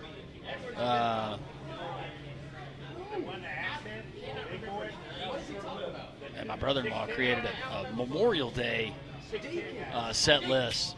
We were down at the beach one year, and it's like, this is way too sad. Yeah, it's like, yeah, we're gonna have to change the playlist. Not ready for this right now. There's What about you? I'm sorry. There's an old song you don't hear very often, but it's resounding for this time of year, and that's "Battle Hymn of the Republic." Yeah. Good one. Love it. Yep. You got one? Yeah, Battle Hymn. oh, Yep. Great one. it's good. All right, I'm going to give you guys a bonus question since it is upcoming Independence Day of our nation. If you had to go back to the year 1776 for 1 month, what are the 3 everyday amenities you would miss the most? 3 everyday amenities. Well, if we're living in the South, air conditioning. Would you say electricity? Yeah, I guess that would be all encompassing. I'll go air conditioning, Wi-Fi, internet, and Wait, is Wi-Fi and internet the same thing? Wi-Fi. Wi-Fi. Well, Wi-Fi, I internet. thought you said would- wife. No. Wi-Fi. Sorry. And I don't know, flushable toilets. Did they have back then? No, they did not. I didn't think so. You had an outhouse. So yeah, I'll go that. What date in 1776? 1776. Because I was going to say freedom. I was like- Electricity in a car. I was like, is there a difference in March and September of 1776? But All runs together. Freedom would have been a good one, yeah. And I'm with you with the air conditioning, Yeah. but I'd say really, really cold beer. Cold beer? Okay. Definitely. when did we get penicillin? I'm allergic to I penicillin. think it was a while. Of course you are. Fortunately, I've never needed it. You are. That's We're what I finding said. out. This is the Nerf kid right here. Oh, yeah. Oh, when I was a kid, my friends' parents hated having me over because like this kid's gonna die on our watch and we're gonna have to tell his mom. Well, down in South Alabama or somewhere in Alabama, they found the colony of the African honeybees, killer bees. What's the difference in those? Well, they swarm. They're more easily angered, and they actually kill people. Oh, that's nice. Well, other bees do too, but they have a You reputation. Just give him a bag of nuts. It'll be fine. Yeah, that's right. Yeah. It's his go-to. I'm basically like the Bubble Boy from Seinfeld when I was growing That's up. what I'm thinking that was about. essentially Yeah. what I was. That's Yeah. funny. All right, that is today's Pat Ponders, brought to you by Courtesy GMC and Trustful. Thanks, BB. Appreciate her joining the festivities. More three-man front. We'll get to your text and your calls next.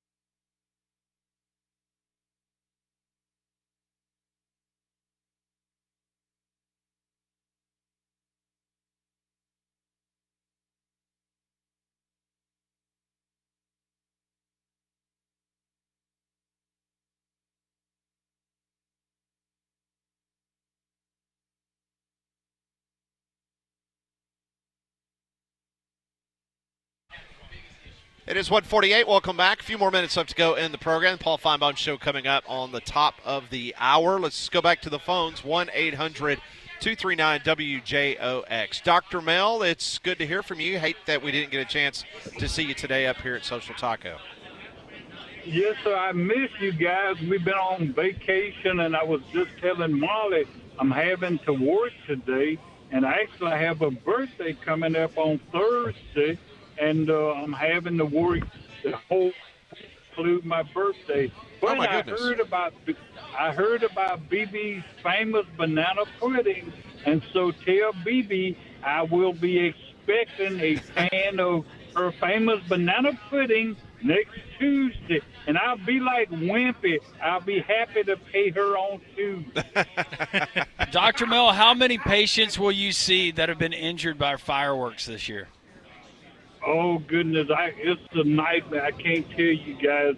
Last year we saw at least, I think, about 3 dozen, and one guy, his hand was literally just demolished by these fireworks. Yeah, it's a nightmare.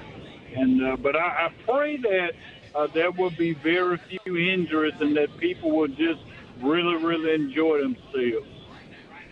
Amen. Yes, sir.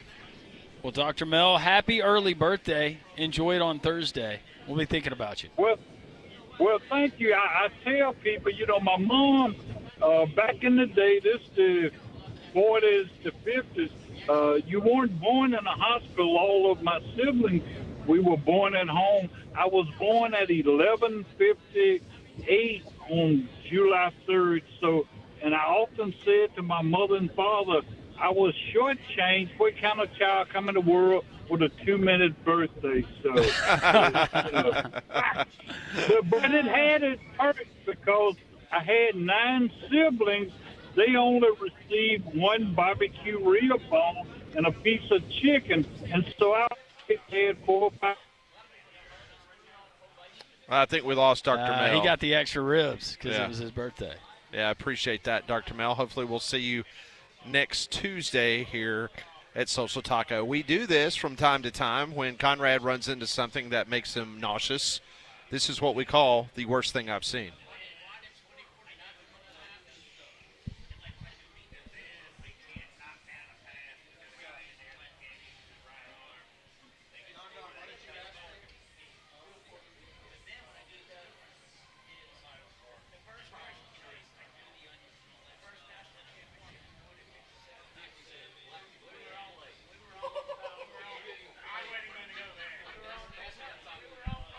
Well, Molly will be a fan of this one because for today's worst thing I've seen, we're going up to Detroit, Michigan, where this is one of the more interesting stories we've had recently. Are y'all a fan of Faygo Red Pop?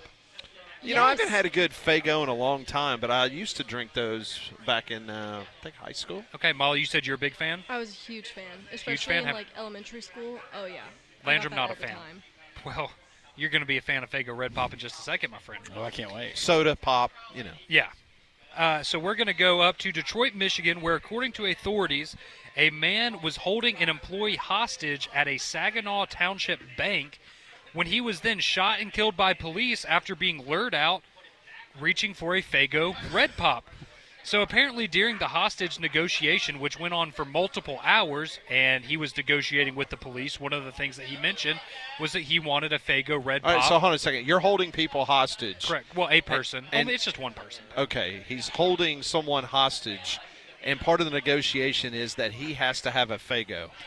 That is correct. A Faygo Red Pop, to be exact. Red Pop. That is what he Red asked. Pop is the best one. But apparently the authorities, they agreed to this, so they were able to use a drone to go and pick up a Faygo Red Pop, take it inside of the location to give it to the assailant. Right. At which point he reached out of hiding, grabbed the Faygo Red Pop, and police shot and killed him.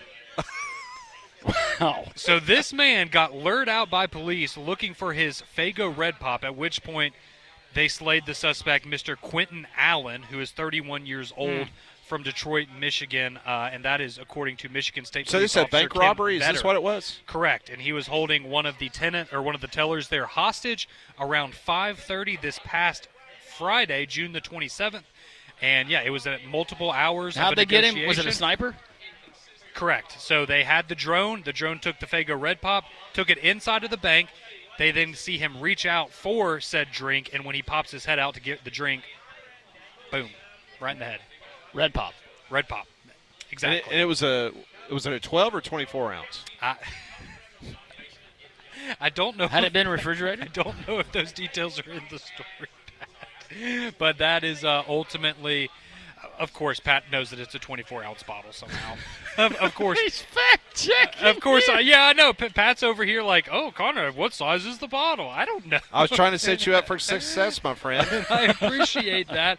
Of course, because Pat probably pays for the subscription to this website, so he gets all the extra details and footnotes. But, yeah, that was – Apparently I do. That was the – I didn't realize that I did, apparently but I you guess really I do. Does Faygo use this to market? They should. They absolutely. Hey, I've never had one. I'll try one now.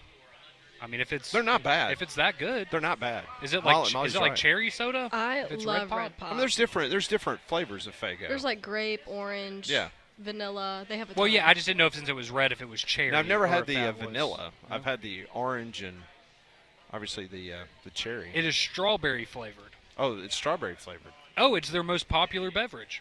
It's so apparently good. I promise. It's their most popular flavor. So. There you go. Police were able to use Faygo Red Pop as a lure in a hostage situation and use that to take out the criminal. It was founded. Faygo was founded by Russian immigrant bakers. Bakers, not bankers, but bakers. Well, that would have been an interesting tie in there, right? That's going to do it for us. We appreciate all of our guests. Mike Griffith joining us, Eric Henry, David Waters. You can find it there, JoxFM.com, the three-man front podcast. From all of us, all of our friends here at Social Taco, to all of you, welcome Mobile to the Jox family. That's it for us. God is great. Paul Feinbaum is next.